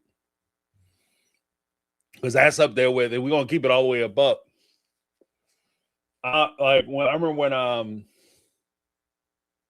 John Benet Ramsey, you guys can look that up if you're not familiar with the case. But John Benet Ramsey was a little girl, and that's when a lot of the Tyler's and Tiara stuff, like the baby pageants, were really exposed, because it started to shape out that it was disturbing, because you took little girls essentially and dressed them up like women, like full on, like full makeup, full face makeup, high heels, evening gowns, hair's, done up, and updos and all that. And they look like little tiny women. Right. And there's something where there's some people just like, oh, it's just them like kind of dressing up and exploring as children, and it's not their fault. And I agree. I see that point, and I understand where you're coming from. But at the same time, there are people who look at that and they don't see children. They see children, but they don't see children. Innocent children who need to be protected. They don't see individuals who need to be protected and taken care of. They see them as partners and, fantasy, fuel for fantasies. And I think that if you do that, it's like, there was a few TikTok moms or whatever that got called out for that kind of stuff. Like, if you look at your site, you're making money posting pictures of your daughter doing like, what do you call that? That twerking, or shaking their butts and dancing real provocative, and you say, "Yeah, get it, girl," and like, "Oh, I'm just celebrating my daughter's expressiveness." But if you look at their subscription, like the members and the people who follow them, like all of them are like old ass dudes, old ass men, single men, like no kids and shit. What you want a little girl for? Like what? And it begs the question, like, as a parent who's making money, it stops being you making money and it starts being you exploiting your children. And the one thing I can't do is like that. I can't. I like I understand there's going to be kids in Hollywood. There's going to be kids who are filmed for shows. I get it. I get it. I'm not crazy. But when you are putting your children in a position where they can be targeted, and it's clear that it's not just them being youthful children and you're recording their life or life experiences as children, but instead you're adultifying them, you're turning them into adults, essentially like little adults who just haven't hit puberty yet. Like that, you know. Cause I'm gonna be honest, like I, I have good looking kids. You know, I mean, they take after their mama. They take after their mama. They good looking kids. They got their mama's looks, you know. But one thing I've always said that I I understand and I can appreciate somebody coming up when they were babies and saying, "Oh, look at he's so cute," or "Oh, he's handsome," or "She's pretty." But the one thing I would never tolerate is somebody saying, "Oh, look at them, they look sexy," or something to that effect. Right? That's different. That's different. Like my kid could be cute all day, could be pretty all day, beautiful all day. You know, oh look, he's handsome. I can do that all day. But the second you start talking about my child is sexy, and I just, especially if I just changed his ass like 2 seconds ago. You know what I mean? He just had a whole load in his pants. Talk about he's sexy. He is not sexy. Okay, there's nothing sexual about my child. Like that is ridiculous. Like we all had to put cease and desist that shit. That has to stop. But when you do these types of events, you got to realize that you're sexualizing your children. And I think that is part of what you have to acknowledge the driver of that show is. When they watch the dance kids and stuff, it's not, a lot of them people who tune into that show aren't tuning in because they trying to watch these kids two-step, you know. So I'm just saying, like, because I'm gonna be honest with you, Sister Wives kind of pushed the line a little bit. You know what I mean? Like Sister Wives pushed the line a little bit. We're having the kids on and exploiting them and not giving them no money and stuff. That pushes the line. But the kids were always presented in a way that was respectful for the most part. I mean, they didn't have them kids walking around with their butts hanging out or grinding on poles and stuff, trying to do adult shit as children. So, just saying. Brittany not Brittany with the $1.99 super chat said, "See, Christine, this is a valid reason for not to F with Mary." Yeah, yeah, yeah. And that would be like if she had came out and said that, I would have been like, okay. I mean, she put my kids in jeopardy and she ain't tell me shit. Yeah, that's why I don't F with Mary. I would even disagreed. I had to say, okay. No, I mean, I'd probably be in that same camp. Like, you know what I mean? Like, I'm gonna be mad at her for saying some shit I would have said. Like, because one of the things you cannot do, you cannot put my kids in jeopardy. You can't put me in jeopardy. Like, if I was having a problem with somebody and a buddy of mine was at a somewhere. He's out, right? And he hear a group of guys say, "Yeah, when I see that James from My Take on Reality, I'm gonna push that full wig back, right? I'm gonna 69 or whatever, 68 or deep six or whatever. Slump his ass, right? I'm gonna whip the shit out of him with this baseball bat in my trunk." I would expect my friend to come back and be like, "Yo, James, watch your back." I ain't saying you got to jump out there with me. You ain't got to jump out like the Lone Ranger or some shit and help me. But you got at least let a player know. Don't have me walking around thinking everything's sunshine and rainbows and all of a sudden, like, look at these guys. Must be some kind of baseball game or something because everybody's got bats. Where are the balls and the gloves? Like, what the shit? Let me know. Let me know that I'm in jeopardy. Yeah, we're gonna get into that. Like I was thinking about doing that too. Because Jody Periscala actually made the suggestion, I think is valid, that we talk about like the whole catfish subject in a more broad and comprehensive way. Because because I want to explain to folks that again, this isn't a marriage situation. And I would even go as far as to say, you know, even like my assessments of polygamous relationships or different types of relationships, you don't necessarily have to be in a group to understand a thing, because when you understand the concept of a thing and the nature of a thing, it's easier to see a through line. And there's a through line on how Mary was susceptible to the catfish, how she fell in with the catfish, and why she couldn't tell about the catfish, why she would be compelled to keep that secret, and why it would be built into their relationship. How it could happen not only with somebody who is in Mary's situation, but there's a through line, because if you understand how PDF files groom children, it's kind of the same thing. There's some of the same principles at work there.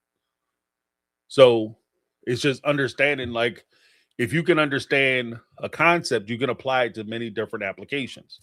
And it's just presenting that concept, and we're going to apply it to many different applications to show that it's not just the thing that would affect Mary, and how people can fall victim to it, and how it can hobble you, limit you, and keep you from being able to reveal that you are the victim of it, because there is a sense of shame involved. There is a whole litany of reasons as to why you won't run out and be like, this mother did this. It's built into the relationship and into the system. That's why catfish tend to not, they're like the experiences of people being catfished, whether it's for romantic reasons or conned, typically they call it being conned, for financial reasons, is because, and there's an underreporting of that, because there's an embarrassment factor, because it's built into the way you design it. And I'll explain it in a video. But thank you so much, Brittany. And shout out to Jody for that idea. Then we had Megatron with the $5 super chat. Megatron's trying to get them Autobots. Top rope for Janelle. Special delivery. Mary is Mary's responsibility, and she made choices that got her in deep ish. And now needs to tell the truth. A, tell the truth. B, stop covering for Robin. Amen to that. C, listen what somebody is telling you. Make it try to keep it in a buck. 100%. Let's go through again. Mary is Mary's responsibility, and she made choices that got her in deep shit. Now she needs to tell the truth. Been saying that shit. When you tell the truth. Well, remember the old saying? I don't know. Maybe it's a southern. I think I heard a lot. I heard a lot down south. Tell the truth, shame the devil. Tell the truth and shame the devil. Like, because when you start telling the truth about your situation, you take a lot of power away from people who are trying to hurt you and offend you. Again, I'll talk about like the whole makeup of how this system works and how it is designed to keep those secrets. But you is a big part of that. And their power is you keeping that secret and you not telling the truth, being too ashamed or embarrassed to come out and say what actually happened. They rely on that because that's where they live. That's where they find breath. That's where they find life. B, stop covering for Robin. Yeah, because your desire to not have Robin embarrass you, it's like, in a way, weird way, it's like you're in a you're in an argument with somebody and they're trying to say and do shit to you to hurt your feelings, to drive you to just walk out a window, right? Open a window, walk out on the 10th floor, right? I'll meet you on the patio, right?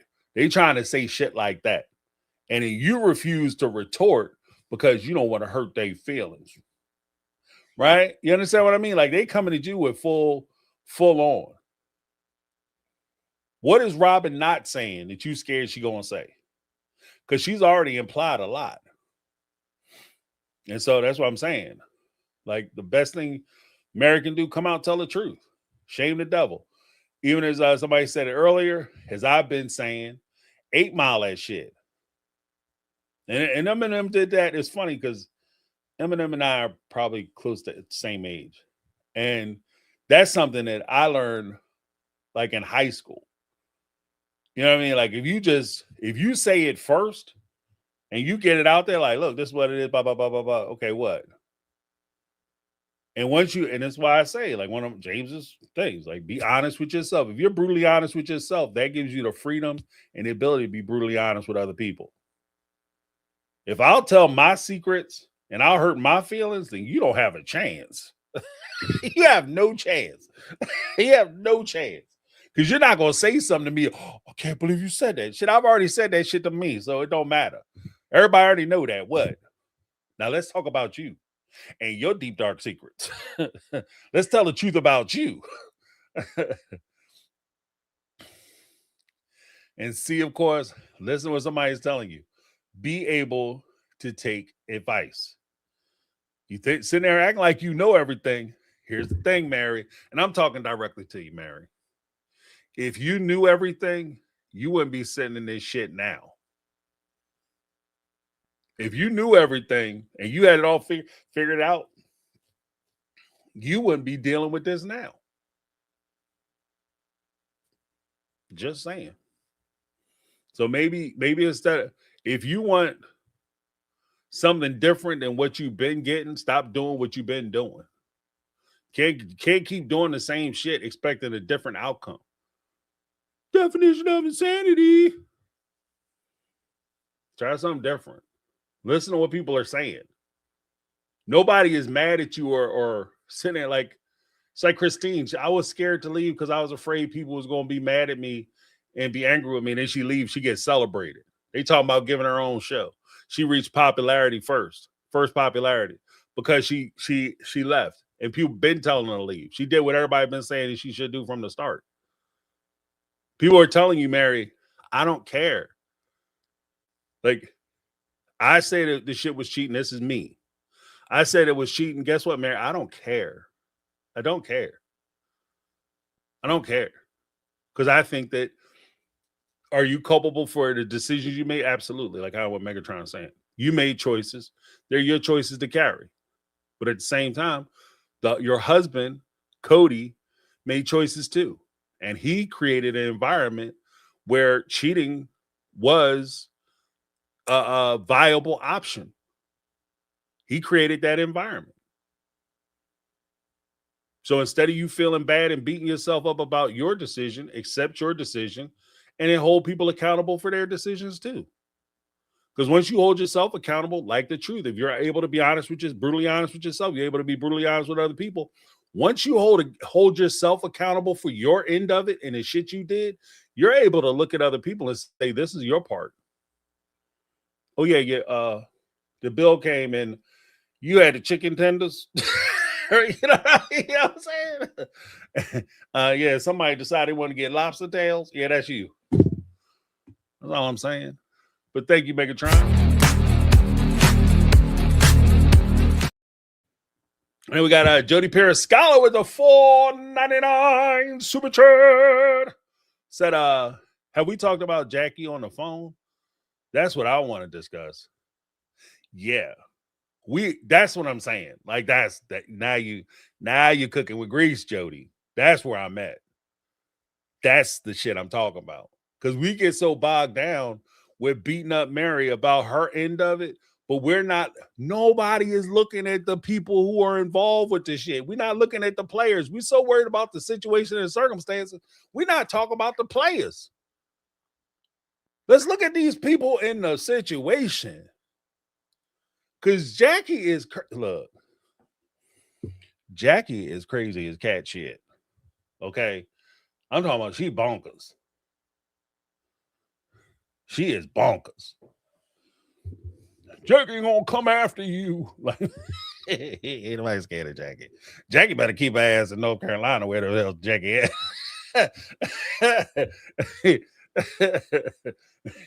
Jackie don't want to do this. And the last thing she want to do is, look, you come up here. I'll tell you what, Jackie, you can bring your ass up here and you threaten my kids. I'm not going to do shit to you. I'm just not going to stop my wife. You do you, boo-boo. You do what you feel like you got to do. I'm just telling you. I'm the calm one. I'm the calm one. If you think you're gonna come up here and do something to me and threaten my kids, shit. You talk about, look, I suggest you go to a 19, when that movie come out in the 80s? Go to the first Terminator. The way Reese talked about the Terminator. That's my wife. You mess around with them kids. she ain't gonna stop. She ain't got no mercy. There's no pity. She don't care. She's not gonna stop. She's just gonna keep coming. She's gonna keep coming. You ain't gonna be able to stop. There ain't no reasoning with her. Go ahead and threaten my kids if you want to, Jackie. Do you? If that's what you feel like you need to do, you go ahead with it. Good luck. Good luck. I would just make a quick suggestion. Let me know what you want written on that stone that they're gonna put on your head. Over that empty ass grave, because they ain't never gonna find you. You mess with that one, they ain't never gonna find you. You talk about somebody turning up missing. Go ahead, you mess with Mama Mate if you want to.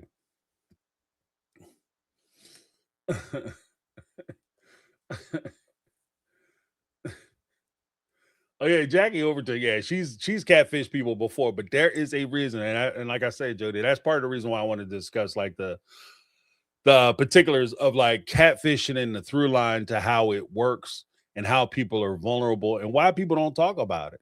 Because the power in the catfish isn't just in how they manipulate you or treat you or the fact that they treat you, but how they embarrass you to the point where you never feel comfortable coming out and saying, this is what happened to me.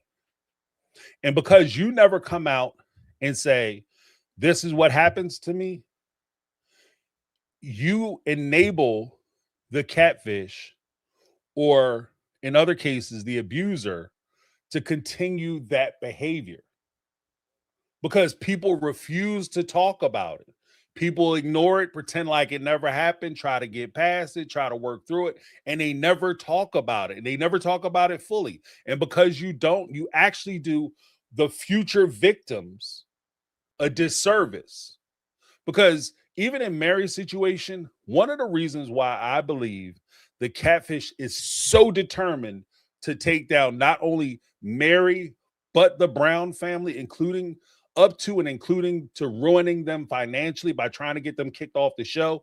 And this is back in 2015-16 when she had a campaign to try to get them kicked off the show. The reason why she was doing that was because it destroyed her ability to operate in anonymity, because her face is plastered all over the place. So now people who she potentially could have, tried to slide into their lives, they recognize that, oh, you that one with Mary Brown. Oh, no, I'm not really Mary Brown. I'm Lindsay. Or what was her other name? She had like 4 or 5 names that she used just with Mary. Sam, Jackie Overton was Sam. I think Lindsay, somebody else. She had like 4 names, Arlene or something. She had 4 or 5 names that she was operating as like different personalities. And when you blow them up, it's like any con man, or even on the other side of the law, an undercover officer. If you have an undercover officer who's on the front page of a newspaper or on CNN because he busted a big drug ring, he worked undercover and busted this big drug ring. How many drug rings do you think that guy's going to be able to bust moving forward? As soon as he befriends her, oh no, that's that dude from Channel 6. That's that guy that was on CNN, MSNBC, Fox News. They had like two tables worth of product and weapons, and he's standing there with a big cheese grin on his face. Talking about I took them all down. They're gonna be like, get out of here, copper. I smell bacon. Like, there's no way. There's no, like, you're ruined. And the same thing with con artists, the same thing with catfish. The worst thing that happened to catfish is publicity. The worst thing that happened to Jackie Overton, why she insists that Mary ruined her life, is because Mary cut her off from victims. And that's part of that's part of the reason why I'm so adamant about saying that, like, if we're going to talk about it, let's talk about everything, including the players. Let's publicize them loud and wide. This is what that con ass lady looked like. So if somebody slide up in your inbox and then all of a sudden you get a text from this person talking about, I want to be your friend. I'm Bob's best friend, Samantha. And you look at it like, your name Jackie Overton. You the one that got married. You marries catfish. You don't get your ass out of here. Get on with that. You know what I mean? The worst thing that can happen to them. The worst thing. Yeah, but that's what I'm saying. Like, Jackie got problems. And again, that's part of the reason why I'm like, as I'm going through, I got to dig into that book. It's only 100 pages. Just got to strap up and get it done. But looking at it cursorily, like I said, it reads like a demented love letter. And so I don't think I'm going to do a detailed book report because I'm not trying to push that book on anybody. I'm not encouraging people to read it, but I will extrapolate information that I think is interesting, whether it's direct quotes, which probably won't be, but I might use reference points to demonstrate my initial feeling. If my initial feeling of the situation and subject matter is correct, I may pull excerpts to say, this is why I think this individual is disturbed. And I'll even make the connection to like popularity or celebrity. This is why this individual is disturbed. And this is what they're doing. So.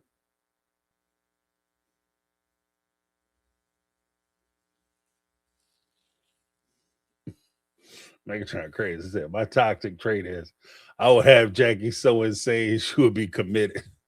FIFO type ish.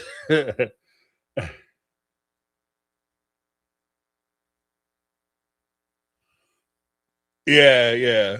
That's what I was saying, Jody said, if you read my post, you'll learn it's just lovely talk. Like, exactly. But you can glean a lot from, because even with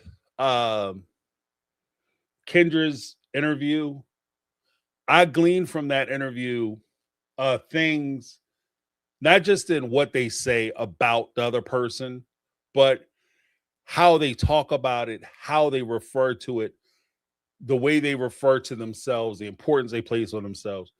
You can learn a lot by how people describe things and anything that they say.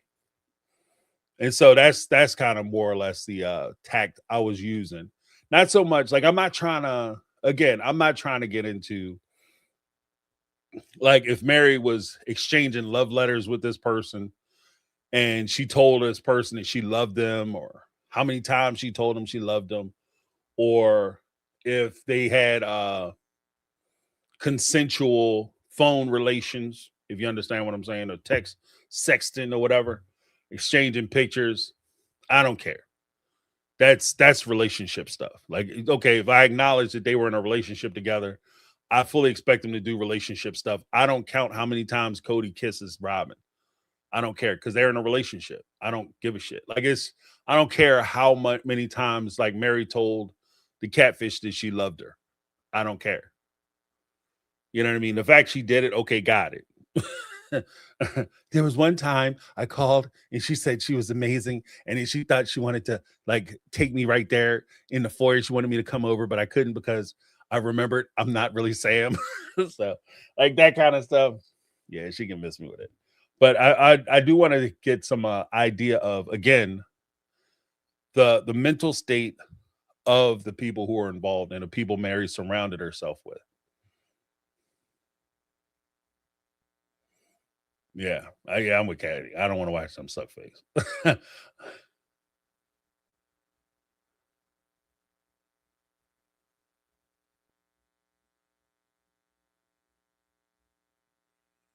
Wait, what's this?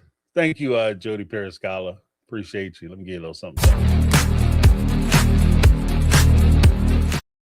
Mm, mm, mm. What's this, Wendy? Samuel Cooper on Amazon. Dad of 5 beautiful adopted kids. Heston and Alex, my twin boys. And my daughters, Peace and Sky. Dad of 2 angel babies in heaven. Ryan and Talon. Divorced.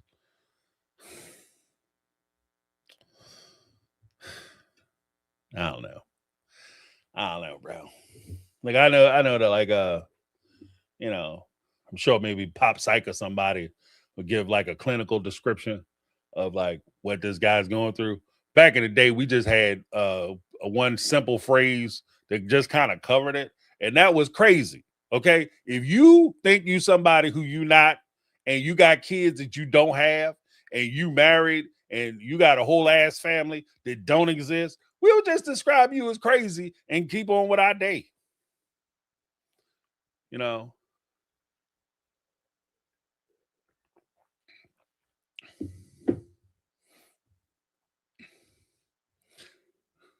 but yeah, and I like I said, because I kind of if I'm gonna keep it all the way above. I got stuck on the forward of Overton's book because Overton, even though it's Overton's clearly it's over Jackie Overton's book, she wrote the forward as Sam Cooper, and I had to read it a couple times. Like, what the hell? What? This don't make no sense. Who wrote this forward? Oh, okay. I'm like, ah, shit. Maybe everybody's scared to talk. Maybe that's why nobody else is really covered it because everybody's scared and shit. I ain't scared. You know what I mean? Don't come down and find out what crazy is. I'm crazy. I'm crazy. Because I'm old enough. I remember when that became a thing.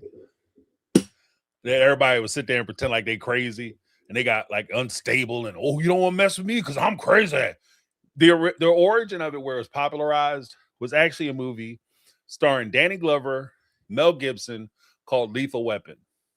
In that movie, Danny Glover played a cop who was about to retire. He was partnered with a young, hotshot, half-cocked, Looney Tunes ass partner named Riggs, who had a death wish, right? So the whole time, Riggs was actually trying to knock himself off because he felt guilty about his wife being getting slumped. So he was trying to join his wife in the hereafter. So he did a lot of crazy stuff. And he was like, whoo, whoo, like that, like over the top, I'm crazy. And I remember when that movie came out, and I remember people trying to emulate that. So people have a tough time, and all of a sudden they start pulling the rigs. They start acting, oh, I'm crazy. I'm crazy. You don't mess with me. I'm crazy. And I'm telling you, because I've been around. I've been around. And one of the things I've always noted was the sure shot way for you to discern whether somebody is crazy or not, like really crazy. And I'm saying this colloquially, not like, according to the DSM-5. I'm saying just colloquially, crazy, right? Unstable.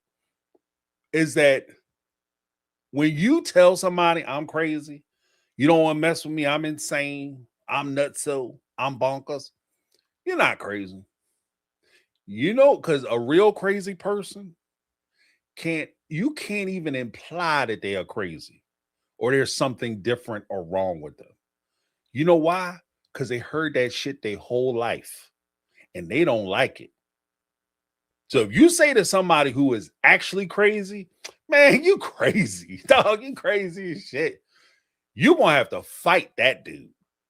That's when I say fight, I mean like you gonna have to for your life. Because his crazy ass is coming, he bringing 10 people with him. He coming, he got a whole gang of folk. Right? But you can't even call them all by name, because if you say something, you're gonna switch personalities on you. So now, man, I remember when that happened. But yeah, she's cuckoo. She cuckoo for Cocoa Puffs. That shit is crazy. Like, I was reading, I was like, this is disturbing. She is disturbed. What did Brittany say? Hey James, I'd love to do a book club on 50 years in polygamy by Christine's aunt after we go through the catfish book. Yeah, you know what? Brittany, not Brittany. I'm glad you brought that up. I actually got my copy. Oh shit, I forgot to send Caramel Cuties that I'm such a bad host. Such a bad host. The name of the book that I just received is called Conflict is Not Abuse. Overstating Harm, Community Responsibility, and a Duty of Repair. By Sarah Schulman. I was thinking, like, I'll read through that book because that was kind of interesting to me. And I was thinking maybe we even do one on that. So we'll bounce. I'll let everybody know, because I did want to start I did want to start a book club. And I think that might be a good book to start with. But that was recommended by Brittany, not Brittany. Here, I'll post it in the top of the chat. What the book is called. Conflict is Not Abuse.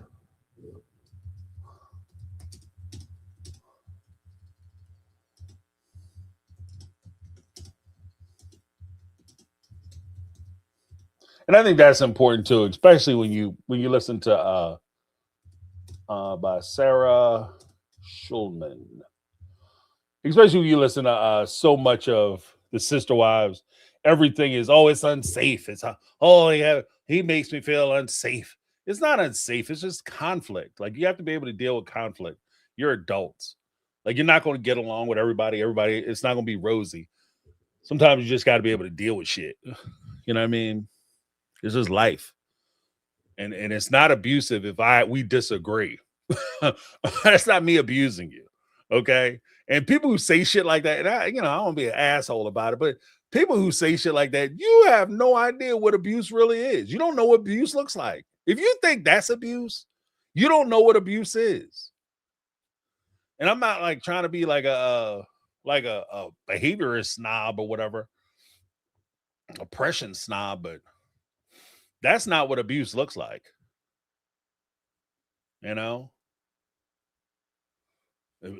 Oh, he disagreed with me. He's so abusive. I'm not safe. I don't feel safe because he wouldn't just go along with all my wishes and desires. Like, that's not abuse. That's immaturity. That's immaturity for sure. You know what I mean? Oh, that's not abuse. Yeah, I got it. I've said that shit about when McKelty told her story, no shots, but when McKelty told that story about Mary abusing her at the dinner table, I was sitting at the dinner table, I was a child, and I was fucking around at the dinner table, and Mary told me to stop. I looked Mary in the face, I said, whatever, and I kept right on going. And then Mary had the audacity to tell me I was done eating it and told me I had to leave the table. That's abuse. Like, that is not, nope. If you think that was abuse, let me tell you what my mother would have did to me if I'd have did that shit. If you think that's abuse, you have no idea. And it would have went way different for me, way left. That shit would have went way left. In fact, my mother tell me, James, stop playing. You know we don't play at the table. You don't play over the food because, you know, my mother, you know, she like, I work hard to put food on the table. And the last thing you're going to do is disrespect the effort, time, and financial sacrifice it took for me to put this meal together. And by financial sacrifice, I don't mean we were sitting there struggling for pennies and shit. I'm talking about you could have said, she could have went and did her nails or got her hair done or went on a cruise or some shit and said she decided she going to feed me and my brother good food, healthy food. She's going to take time out of her day to prepare it, you know, shop for it, get it, prepare it, make it delicious. Okay, my mother could cook. She put a whole foot in that shit, right? She cook her ass off, son. So she gonna make this shit delicious, and you gonna sit there and disrespect her efforts by messing around at the table, disrespecting her and the family by doing that. Oh, and she had to tell you to stop doing it. She had to tell you to stop doing it. And then after she told you to stop doing it, you kept doing it. I'm telling you, my mother and my father's response to that situation, if McKelty's analysis of Mary's response was abusive, my parents' response would have been nuclear. Okay, it would have been nuclear. There would have been a mushroom cloud over my house. Had I did that shit. Look, my mother, she just got finished telling me to stop. And I blow it off and I keep doing it. Oh, I wish she would send me to my room. You know what I'm saying? I wish she would send me to my room. You crazy? Shit. Oh, you want? Okay. Oh, now, yeah. Oh, man, I can hear this shit now. Okay. I tell you what, especially if she got to get up from her hot meal to correct the situation. Oh, you getting it all the way around. You getting it for messing around at the table. You getting it for insubordination because she told you to stop. You said, F you, I'm going to keep doing what I want to do because I'm grown. That's what I can hear the conversation now. Oh, you see, you think you grown, right? So you're getting it for that. Then you're going to get it because you messing up her meal now too because she got to stop eating to fix whatever it is. And so, and then after she take you and do what she going to do to you, right? Because I didn't grow up with timeout. Like, I didn't grow up in the timeout era. I was pre-timeout era. So after she done did what she gonna do to you, or your dad go take you do whatever they're gonna do to you, you know what they're gonna do? They're gonna make you sit down at that table and finish that food. That's what they gonna do. Because we don't throw shit out. It's like, you know, eating peas. You drop a pea on the ground, we gonna be back downstairs. You have no idea. You have no idea. If you think that shit was like I said, I'm not trying to run the oppression Olympics. And I would never say, and I say this shit with confidence that that's what would happen in my house. It never happened because I wasn't that crazy. You know what I mean? But if it did, I would never part out my lips that any form of fashion was I ever abused. I was never abused by my parents. Never, ever, ever. Never, ever, ever. So there's no way in the world I'm gonna look at they shit and be like, yeah, that's what that is. That's abuse. And like my man said, you got the chart. The more you F around, the more you gonna find out. You know what I mean? It's a direct correlation. The more you F around, the more you gonna find out.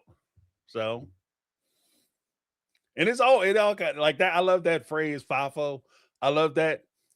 But these kids, what trips me out, these kids act like that shit is new. That's not new. The only new thing is we always, my generation, generations before me, and a few generations after, we always knew FIFO. We just ain't tested. We took FIFO as a guideline and a warning. So, in other words, don't mess around and you don't have to find out. Don't do this because you don't want to know what's going to happen to you if you get caught on the other side of this. That's how we took it. This generation take that shit as a challenge. I'm gonna see how much I can get away with. They ain't gonna do nothing to me. They better respect me because I'm a person too. Shit.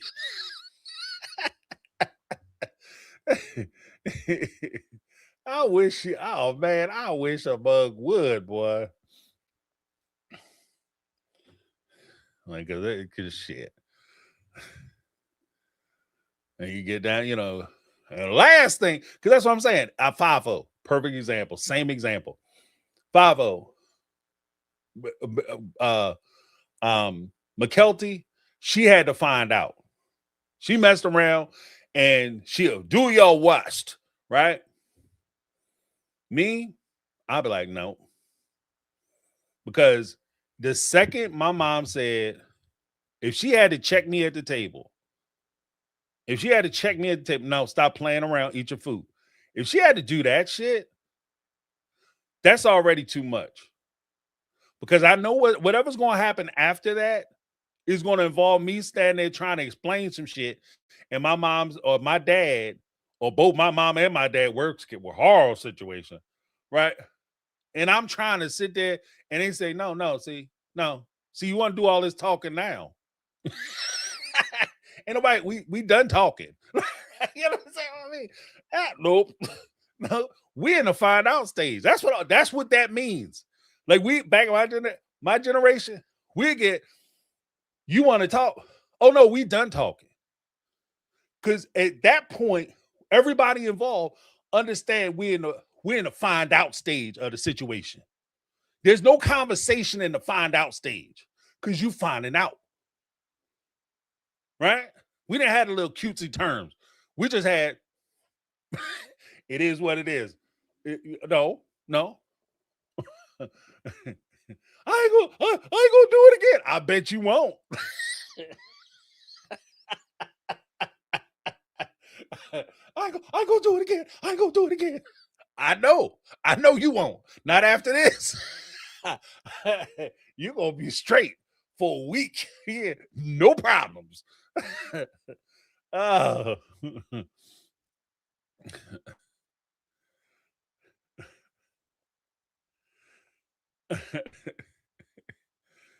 Shit. FIFO. I say these kids, boy, they funny. I'm inventing stuff. No, you're not. We had FIFO too. We had it too. You know what our FIFO was? Ooh, you gonna get it. Ooh, you gonna get it.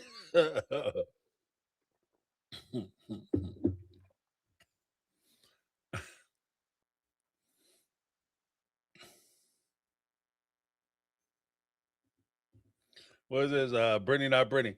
Ain't no damn way I can sit up next to my mother and tell her at any time in the past that I stole money from her to buy any damn thing and think I was going to finish the story with all my teeth. Yeah. Because that's the thing. Because that's another thing. Like, what's funny to me is like this generation too. It seems like they have like this. They like the Law and Order Matlock generation and shit. You know what I mean? Like everything is like, well, that passes the statute of limitations. That was years ago, and I got away with it, so you can't do anything about it now. If I like Brittany said, if I was sitting there, if I told my dad today, yeah, remember back in when I was in high school, you thought the car moved and shit. Yeah, I moved it because I went to go see somebody. It would be like he just found out today. He just found out today, but we would be in a time machine. I stole some money from you, and I went and bought some. Tahi. That'd be like, it'd be like a Doctor Who episode. All of a sudden, and the screen be all fuzzy. And that'd be you heading into the light because they were like, oh, you told me that story. He was tired of living. Ain't nowhere in the world I'm telling that story. There's some things you got to take to your grave. That shit is not funny. Mom, remember that time I stole your credit card and I bought myself something?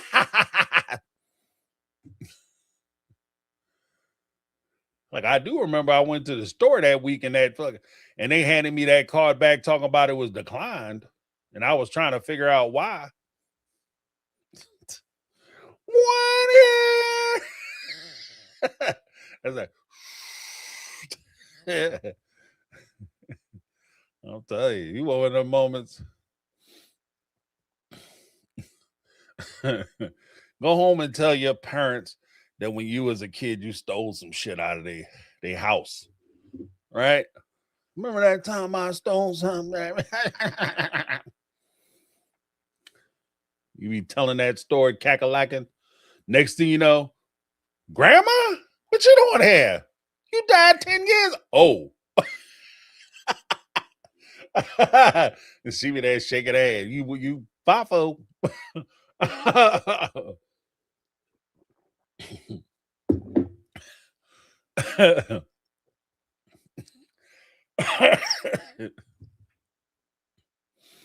don't know why you thought that story was safe to say.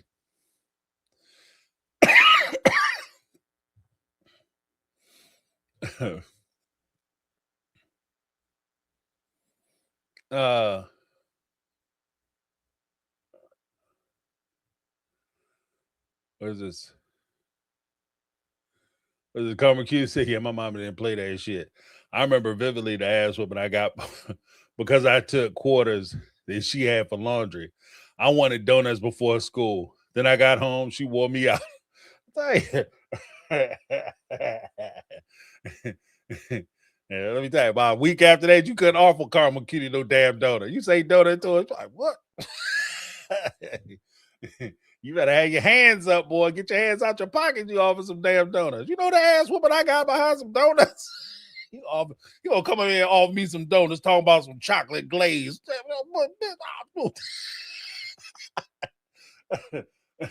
I'm gonna knock your teeth out like the gravity creeps.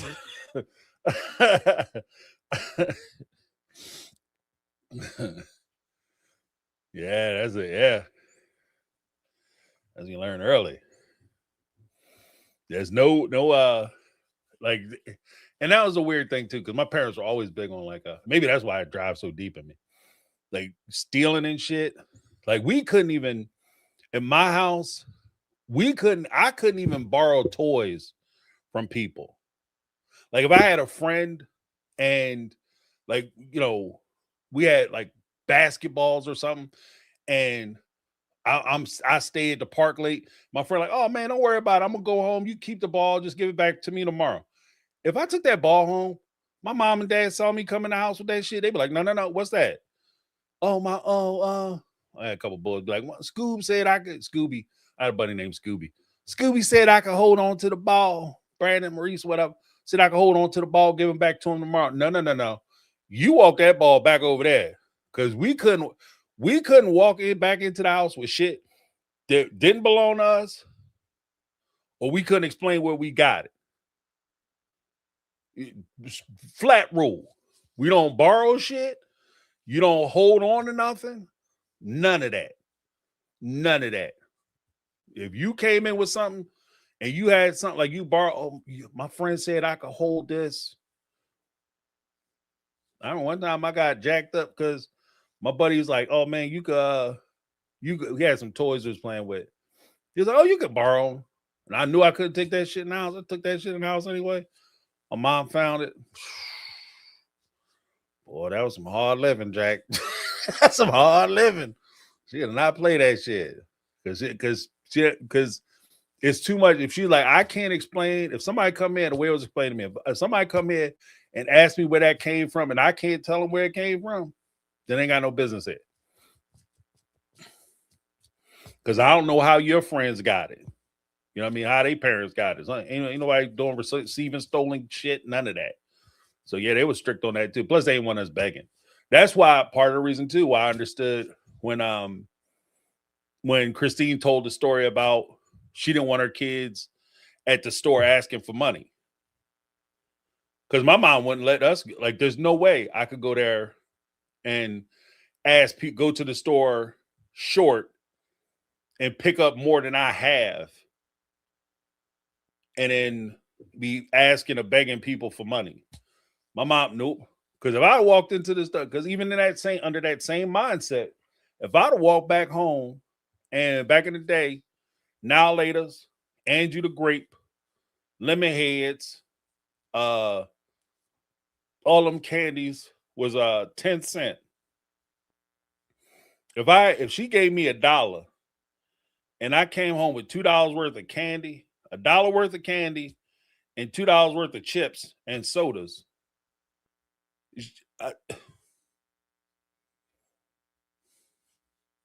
yeah, it'd be a long day on the ranch, Jack.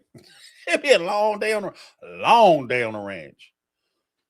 Like, how the hell you leave out of here with $1 and you come back with $2 worth of shit? Explain it. Oh, got down there, and the lady said I have enough, and she just told me to go ahead and take it. So why would you pick it up, knowing that you only had $1? Why would you pick up $2 worth of shit if you got $1?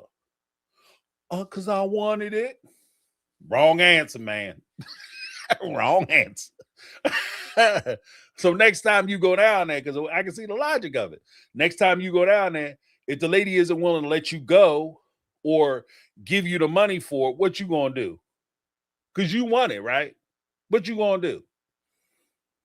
No, I'm not gonna do nothing. I will just put it back. Well, you should have put it back today, shouldn't you? I can hear that. I can hear the shit now. I can hear the conversation now. You should have put it back today. You trying to bargain and shit.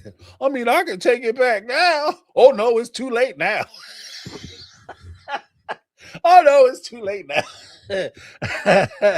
You done made your choice.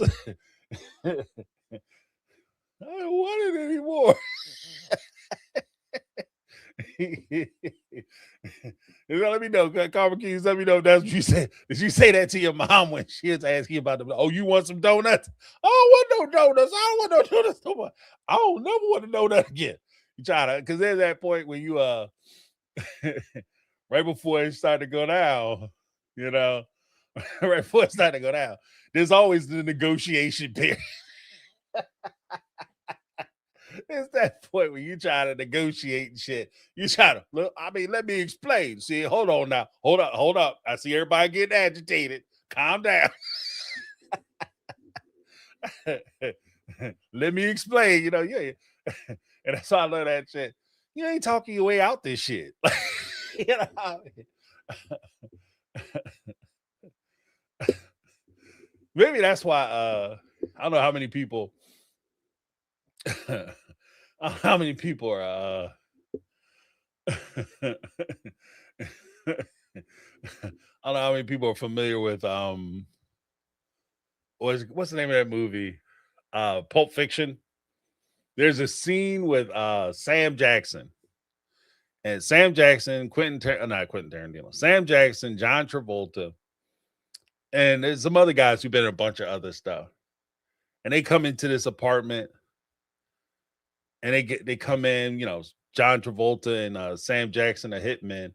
They come in, and obviously the guys wasn't expecting to see him. Dude sitting there with a hamburger, and they eating lunch and shit. He come in, all right, calm down. And he get to talking to him. I was like, that's like what it's like for those who are uninitiated, that's what that shit is like when you about to get in trouble. Because everybody, like, you know what I mean? Your parents are calm. Hopefully they calm. If they irate, you in a lot of trouble. Right? Who gonna stop them? It's scary. But if they come in calm and they talking to you and shit, and they tell you, all right, calm down. No, put your feet up. Relax. No. So what's going on? Hi, I'm Brad, and your Tom, I forget John Travolta's character's name. And what's your name? Yeah, my name is Wes. You ain't talking your way out of this mess. You know what I mean? Like that whole, like, you ain't talking your way out this shit. Like, you in trouble. You know you're in trouble. You gonna get it. It's just a matter of, like, I'm trying to explain to you what's going on. Pulp Fiction, that's right. And when my man was like, so what does he look like? What does Marcellus Wallace look like? He's big. He's black. He's bald. Does he look like a bee? He said, what? Does he look like that? That's that tone that you get with your parents. Does he look like a bee? No. Why are you trying to mess with him like one, Brad? Why are you trying to like that? Why are you trying to mess up my calm? I told you what to do. All you had to do was take your raggedy ass to the store. I gave you money. All you had to do was go down there, do the right thing, buy your little bit of shit, and come on home. That's all you had to do. But no, Mr. Big Brain here want to make different decisions, so let's talk about it. And that old say what one more time. Say what, I dare you to say what one more time. That again is fresh off the ass whipping experience. What? Because you trying to stall and shit. What? Say what one more time. Because that's when you done tad it. Like you trying to tell a story, but your story ain't working out, and you think your shit is calming them down, but it's not. And you're like, oh, the more I talk, the more angry they become, and I might be getting it at any moment. They're gonna start cutting wood on my ass unless I say something quick. And then they ask you a question, they throw you for a loop because they come out of nowhere, and then all of a sudden, what? Say what one more time. Say what one more time. Or it would be, why did you do this, that, and other? Classic kid verse. I don't know. I don't know. If I don't want you down there borrowing no money, right? I sent you down there with money. I'm not begging for money. I sent you with money. I told you to go down there and get the shit and come on back. Why you gonna come in? Why you doing what you want to do? I don't know. So you just gonna pretend like you don't know? I don't know. Because if you don't know, you kind of like robbing. That's why that annoys me so much. Because I couldn't get away with that as a child. As a child, I couldn't get away with that. I don't know why I did some shit. Well, who the hell am I going to ask? You need to figure it out. If you didn't know why you was doing something, you shouldn't have did it. I don't know. Say I don't know one more time. Right after they say I don't know one more time, they ask you a question. The first thing that pop out of your, I don't know. Next thing you know, you're there ducking. Yeah, man. I don't know. That's why I told my kids from the rip, boy, when they was little. I said, look, you gonna make mistakes. You gonna do some dumb shit. It's life. The only thing I ask you to do is that before you do something dumb, you do it first and foremost. You do it because you want to do it. Do it because you want to do it. Don't do it because your friend talked you into it or something your friend say. Do it because you want to do it. Secondly, have a reason prepared. So if you get in trouble and you have to stand on the carpet, you able to explain it. Now, it might not be a good reason. It might not get you out of trouble, but at least have a reason. Because then we could talk. Right. But when you stand there and say, I don't know, it comes off as, and this is, I think, the catch for parents. When they hear I don't know, it sounds like I don't care. I don't care enough about you or this subject matter to really think about it. So I never really considered it because I don't care. And that's what I think, that snap that happens in a parent's brain. So, yeah. I mean, some of Pulp Fiction for some folks who are a little squeamish might be hard to get through, but that scene is definitely worth it. Especially if you grew up like I grew up, you see so many elements of, yeah, that's what that shit is like. You didn't try to explain some shit. Especially you did something with your brother. He like, this motherfucker, he weak. He gonna tell. Snitch ass. He ain't gonna hold the line. We got a story, we need to stick to it. He gonna crack. You can see it in his face. Soon as we got down into the basement, this mug start crying.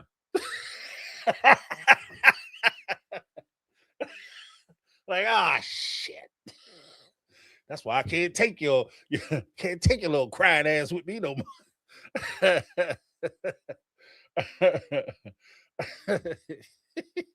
That's so crazy.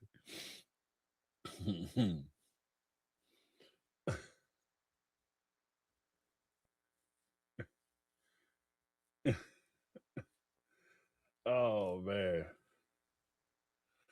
I tell you, it is nuts. It is so nuts. But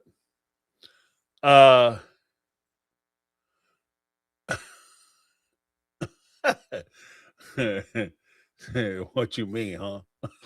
What you mean, huh?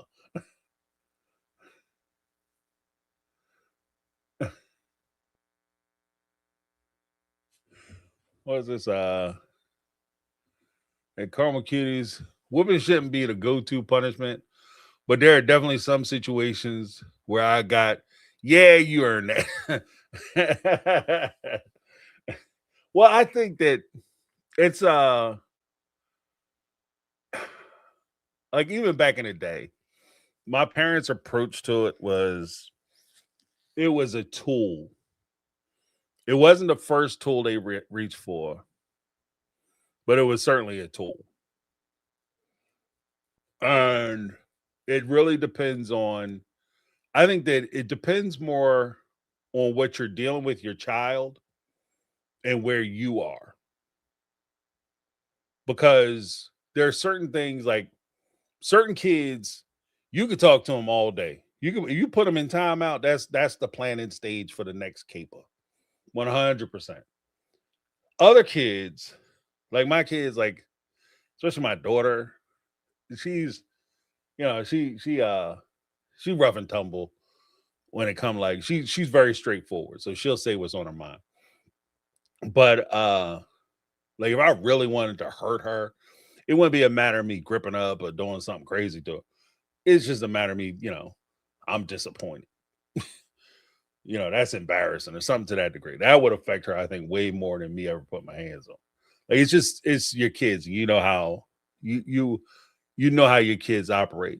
But I would even say, because I saw where TLC's had said, I can never understand how if you hit an adult, you can get arrested, but if you smack your child, that's okay. Your child is child. Well, first of all, you aren't correcting behavior in an adult, so it's a different standard. Second, you aren't responsible for an adult. But there's also the point where I don't think the through line, regardless of punishment, whether it's limitation of privileges like being grounded, or corporal punishment, you paddle them or whatever the hook, you know, which is widely frowned on now. But I think that beyond a lot of that, it's not the punishment itself as much as the corrective nature of the punishment. So I don't think, like, if you listen to people who talk about who got whippings as kids, like caught it as children, it's stories that you tell. Like, we all have those catfish stories. Oh, or not catfish stories. Catfish, get it? We all have those fish stories where, oh, you ever got bit by, your mom did this. My mom one time, I did that, blah, blah, and my mom went crazy, blah, blah, blah, blah. And you tell the story, right? What people who don't experience it, especially if those physical confrontations may have happened in a home where it's not abusive in nature, what they don't hear about when you're telling that story is how much conversation goes before the punishment and after the punishment. How corrective and instructive that entire thing is. And in some cases, the actual ass whooping, as they call it, comes in at the culmination of them telling you something repeatedly. So they've given you opportunity after opportunity where they said to you, don't do this. Hey, don't do this. Hey, I ain't gonna tell your ass again. Don't do this. Didn't I tell you not to do that? Like, it just gets to a point where the conversations, the punishments, the groundings and shit aren't working. And they're not picking up what you're putting down. There's also the realization in that, and I'm not trying to, oh yeah, beat your kids. It's awesome. What I am saying is that you also have to recognize that in certain situations and circumstances, and this is just real talk, there are decisions, especially now, because kids now have so much more available to them that weren't necessarily available to generations prior to. Like I said, I come from a generation, the last generation, the first generation that actually had to raise kids during the internet, explosion. Like, I remember when the internet was invented. Like, old man, right? So we didn't really know how to navigate that. Our parents never navigated that. And our kids have so much available to them now to where you don't have a whole lot of ramp up to a lot of mistakes that are being made. Like, we talk about like a video, like with Instagram or YouTube and all that. Back in the day, if I went on spring break or I went on vacation somewhere and I lost my shit and I went crazy, right? There was no cameras around. There's nobody recording anything. I have an argument with somebody. I could have a full-blown cuss out argument with somebody in the middle of a crowded train station. There's no footage of that. These kids today don't have that privilege. You understand what I mean? I come from the generation where Rakalaka begins with a C and ends with rack. I remember when that was exploded. And that was a one-hit mistake. See, before you could experiment, like kids would go off and they go to college and shit, and they would try stuff, Quaads and Xannies and all that stuff. They do that, and I don't like it. I don't like the way it makes me feel. Right? Maybe do it for a weekend or 2 weeks or a semester. They do it. Not a big deal. I wasn't in college at the time, but when I was coming up in grade school, when it exploded in middle school, that was one choice. So part of the reason for them guys giving it away was that they knew if they could only get you to try it, you are a customer for life. And so, from that respect, parents didn't have the luxury of doing a whole lot of hoping and praying and explaining. And maybe perhaps someday you'll make the right choice if I give you an opportunity. And if you make the wrong choice, we could work through bad decisions together. There were choices that you could make that you carried for the rest of your life.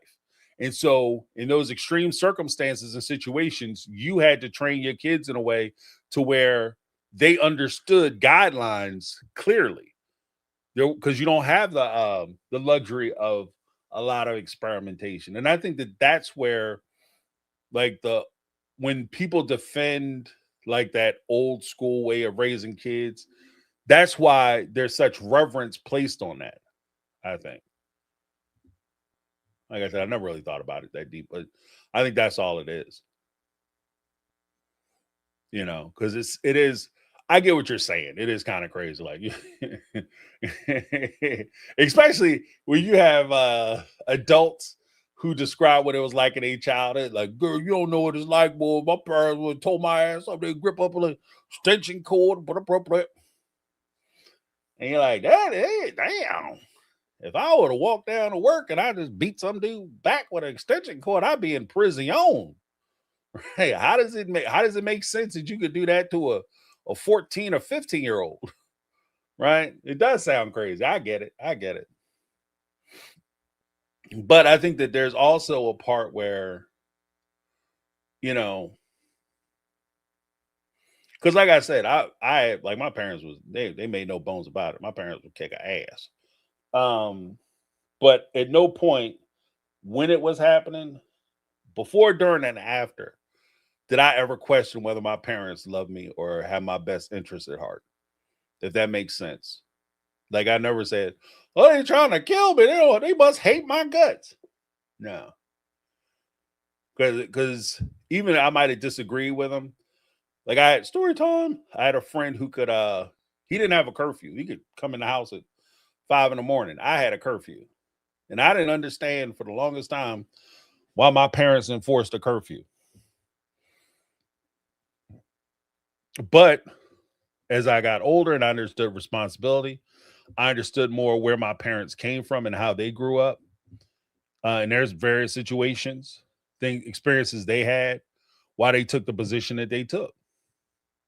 And an understanding of wisdom. They ain't nothing, especially for somebody who's 16, 17 years old. There's nothing out there in the street for you at midnight. There's nothing out there waiting for you but trouble. You understand what I mean? And bad decisions. So, in order to protect my future, they had to protect me. Essentially, they had to protect me from myself. Because left to my own devices, you know what I mean? I might be in a completely different situation right now. And I might be a completely different person left to my own situation. But I understand people's, like, because with my kids, I've been very fortunate and blessed that I ain't have to, I could talk to my kids, ration with them, and reason with them. And I could explain things to them in a way, and that I didn't really have a need to do physical shit with them at all. But I will preface that by saying it's not because, oh, you're just an awesome dad, James. I don't think that's it. Like, I honestly, I don't think that's it. I think that I was blessed with good kids. Like, they're good people. And I think that that's part of it. Like, I can take credit for my end of it in being there, being available, maybe helping to guide them with certain decisions and things of that nature. But they are who they are because of them. That's who they are. And I just allow them to be, hopefully, the best version of themselves that they can be. I try to push them to be that. But other than that, they are the people that they are. Like, even to this day, like, I'm like, my kids are close. And I like that type of relationship for them, because me and my brother are close. And I like that relationship for them. So, but that's not something that I taught them.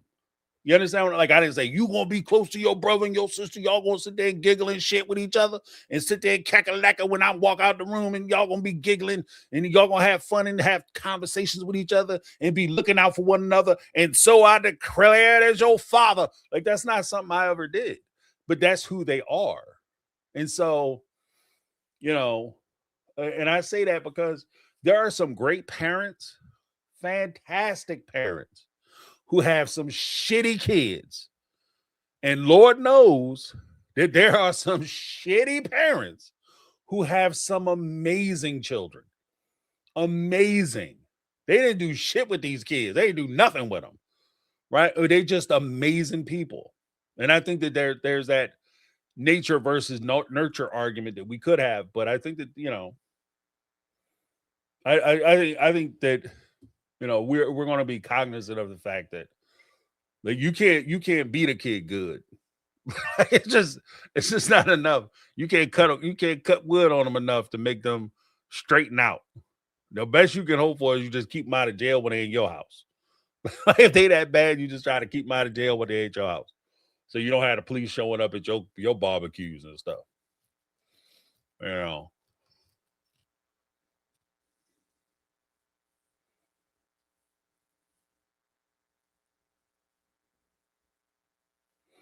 Yeah, but I mean, it's just, you know. Yeah, yeah. Because Joey Periscala said, my bro was a drunk. My nephew turned out terrific. I mean, that shit happens.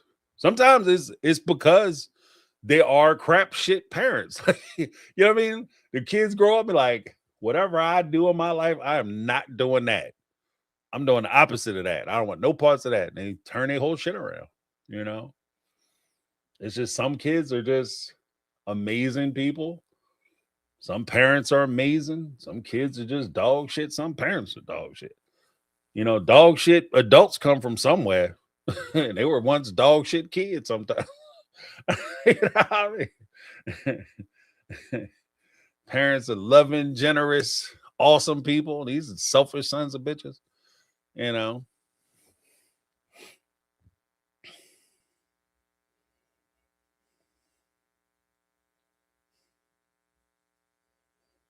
Mm.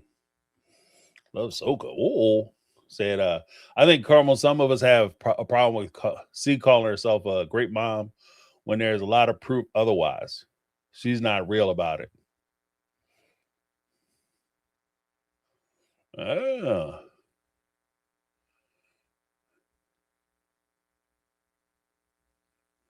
okay. So I have more respect if she admitted making mistakes like the rest of us do. Yeah, yeah. Like, you don't have to be perfect. I think that that's the thing. Um, I would just say that one of the things that kind of gets me a little bit is, and I think we'll see more of it as we move forward, is there's a part of them, I think, that they've always tried to present themselves as superior to or better than the people who watch the show, or the fan base who watches the show. And I think that that's a little detrimental for me. Like, they got it figured out, and they're like, even with the I'm going to teach classes. Like, I got it figured out. Like, what? You just left a shit relationship. I've been saying for years you need to leave that shit. Now all of a sudden you leave and you like, let me teach you how to do it. Like, what? What? You know, so that's the part that's kind of, you know, I'm better than y'all, because they actually come out and said it a few times basically. That I was just like, oh, that's problematic. You know, y'all need to stop worrying about my life. Like, you need, if you don't want people worried about your life, stop selling your life story.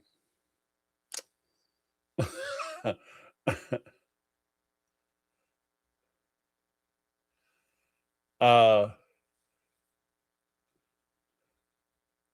yeah, I'm I because again, I don't know. I think there has to be, like, I think that A little humility goes a long way. You know, I think a little humility goes a long way. Oh, yeah, got additional super chats. Let me see. Uh, yeah, I because you just have to recognize that, you know, you might not have it all figured out, which is okay. And I think that that's part of it too. One of the things that just annoys the shit out of me, like I I I don't think that as a parent, there is a constant learning curve, like a thing where you just constantly learning, adapting, you know, new situations, new outcomes, new situations, new outcomes, new experiences. And every time, like even though you have, no matter how many kids you have, with each child, you're going to go through even the same experience, you're going to go through it a different way.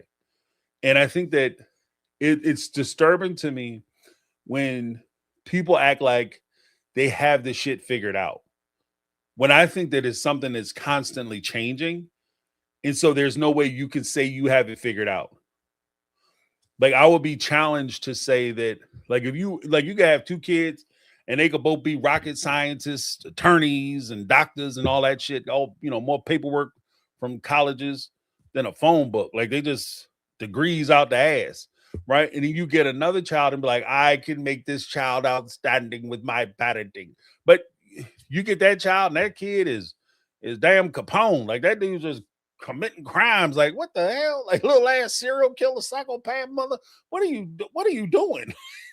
you know, and it's just the recognition that again, you're dealing with different personalities, you're dealing with different understandings, you're dealing with, even though it's the same experience, they're experiencing it differently.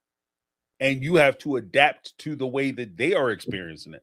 Your parenting style has to adapt to the best interest of your child. So it's almost like if you're going to be a great teacher, a good teacher understands the material that they are teaching. A good teacher understands the material they are teaching. A great teacher, a great teacher can make the material understandable to their students. They recognize that there's not one way to teach a thing, that each child needs to learn the thing their own way so that they can understand it and comprehend it. And that's what makes a great teacher.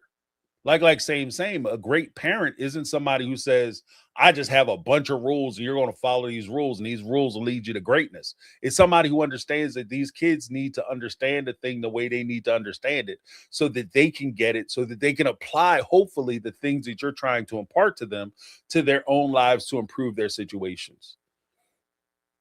And so if you just sit there and say, I'm great because I'm amazing, you know, and I don't even look at children's accomplishments.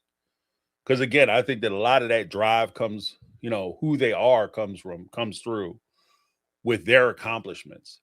Like I wouldn't take, you know, I could sit there and say I sacrificed or I gave up things or I did things so that my daughter could go to college or my son he's gonna go to college.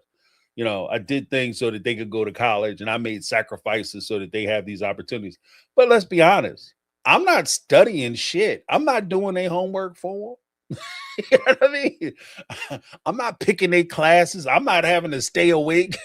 I'm not gonna have to study. Like, you know what I mean? That's them. That's their accomplishment. That's their achievement. It's not mine. Like I participated in it. Maybe I helped to facilitate it, but that's them. That's their drive.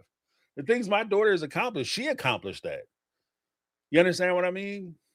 And I think that it's for me, it's the pride in it isn't look what I did. The pride is the awe gobsmack or awestruck of wow, you did that, girl. Look what you did. Okay. You do you, boo boo. You do you. You know what I mean? You make that shit work. I think that that's amazing. But I want to take credit. Like I don't have the ego, I guess, to take credit for her accomplishments. I did that. Look how amazing I am. Oh, my daughter went to law school because I'm so brilliant. Like, oh, I didn't study a damn thing. I didn't take the LSAT. I didn't go sit in 3 years of law school. I didn't intern at the do summer associates at the law firm. I didn't do none of that. I just showed up to graduation. You know what I mean? With my daddy's hair tie with the arrows pointing up at my face. Proud papa. You know what I mean? I don't know. But Jody Periscala had a super chat. Jody Periscala with a super chat. $4.99 super chat. Said notes to self is doing Sound of Gravel and plan to have the author on. Okay. So if you guys want to are interested in a book club, you can listen to Sound of Gravel. Let me see. 1 second. I'm not familiar with that work. Sound of Freedom, yes.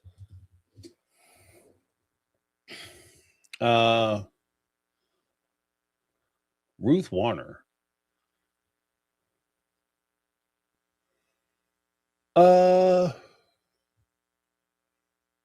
Sound of Gravel is a memoir by Ruth Warner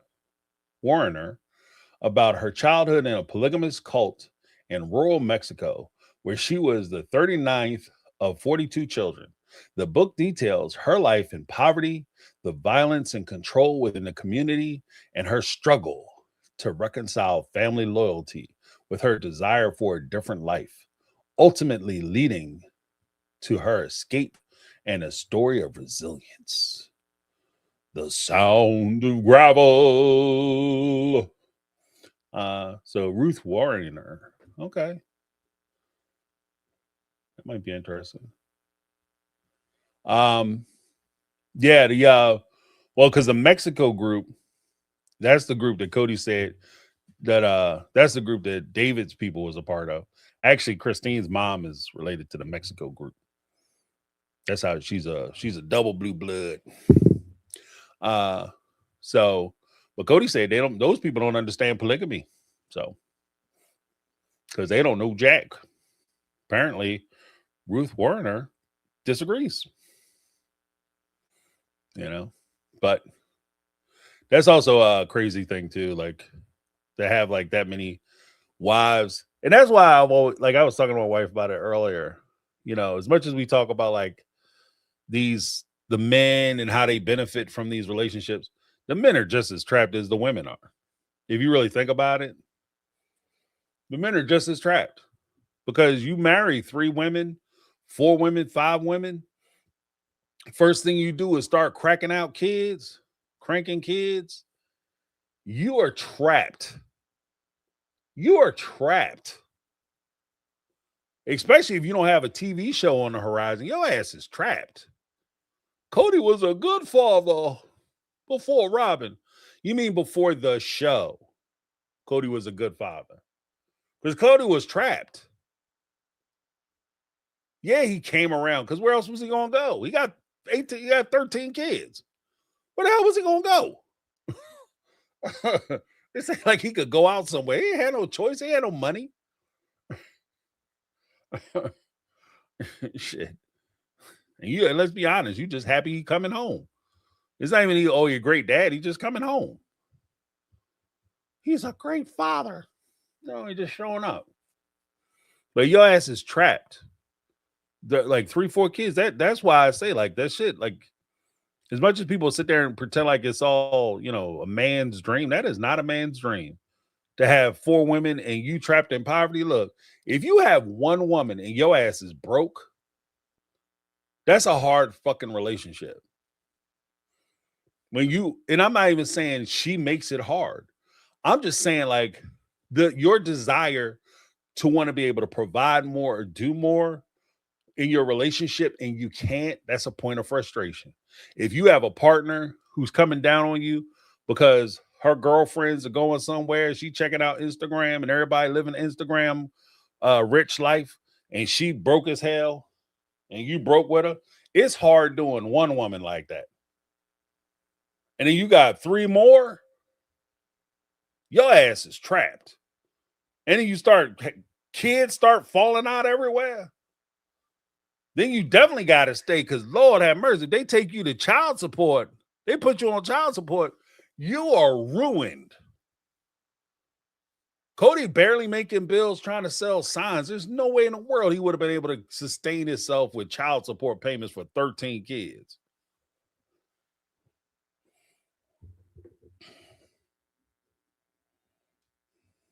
So, but yeah, check out Noose to Self. They have a little book club going with the author coming in. Yeah, that might be a tearjerker. So make sure you steel yourself. Thank you very much, Jody.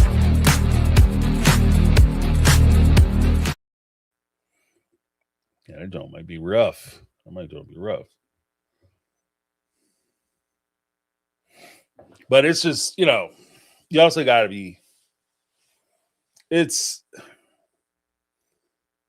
I think that individual stories are important because it gives a face to the suffering. But the only thing I would say is that if we're going to talk about the individual stories, we have to continue to have conversations about the practice or institution generally, because it's too easy for you to slot it into kind of what the Brown family did initially, which was, this is a Warren Jeffs problem. So we have examples of abuses within the system, but this is the person, he's responsible, and that's it. And it doesn't happen anywhere else. So we just have to be careful about that part of it.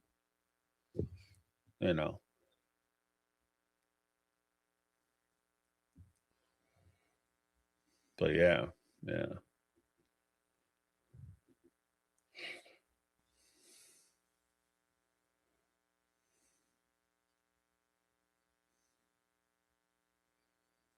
What was this?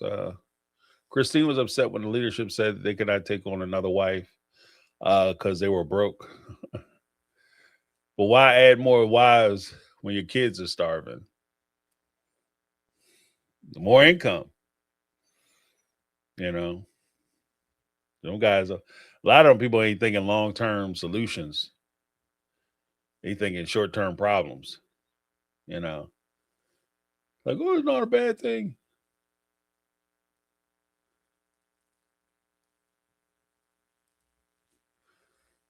Yeah.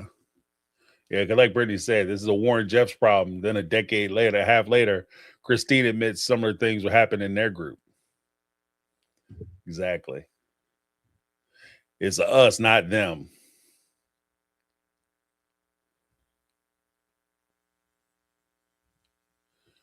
What was this? Wendy said their definition of poor doesn't meet the same as mine. No one with multiple properties is broke. Yeah. They going broke. They ain't going broke till they sell them a $2.1 million house. They might be trying to figure out their bills, but yeah.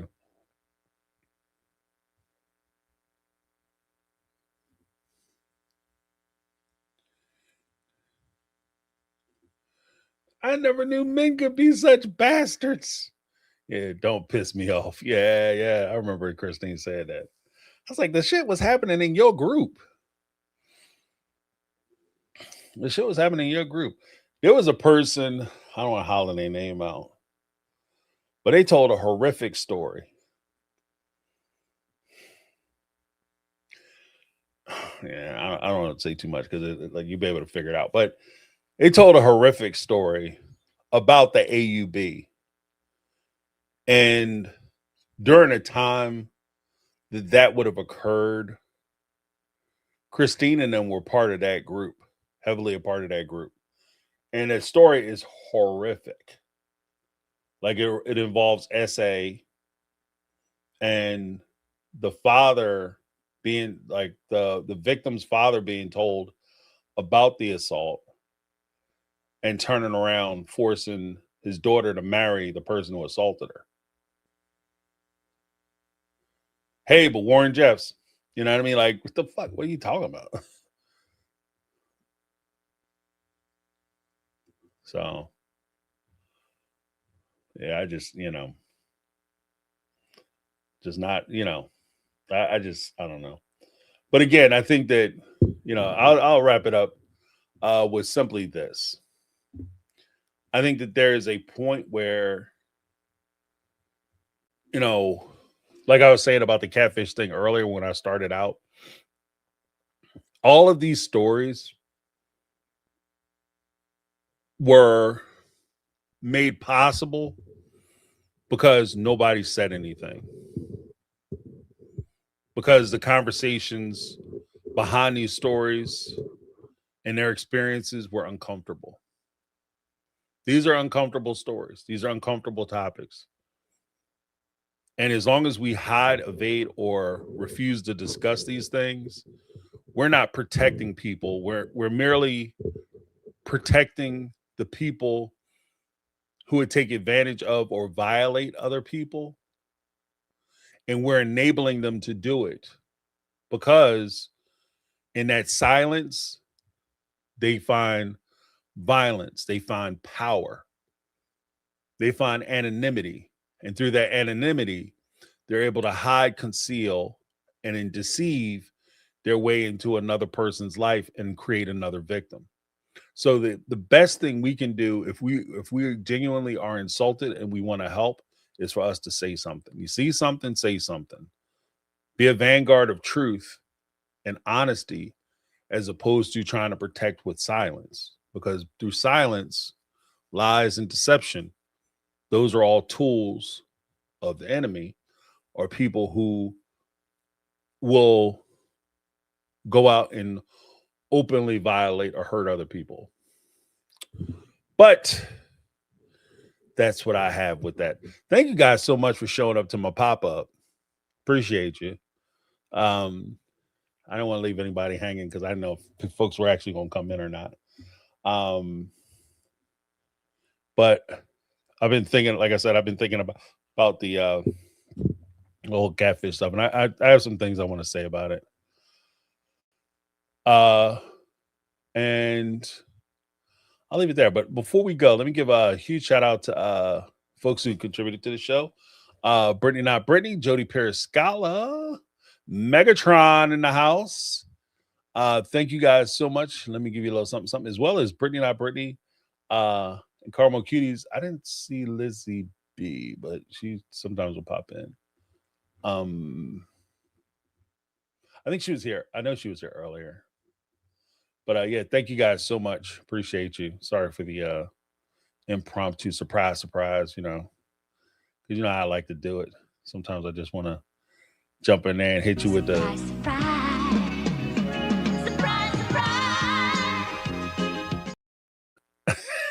That's my girl. I got to do it at least once a show. Surprise, surprise. Thank you guys so much. Big shout out to the Mega Mind Squad. Carmel Cuties, Lizzie B, Brittany Not Brittany. Let me give y'all a little something. Yeah, but thank you guys so much. I appreciate you. Have a fantastic rest of your night, rest of your morning. Have an awesome, awesome Monday. And I will talk to you soon. We'll do the Tuesday call-in show.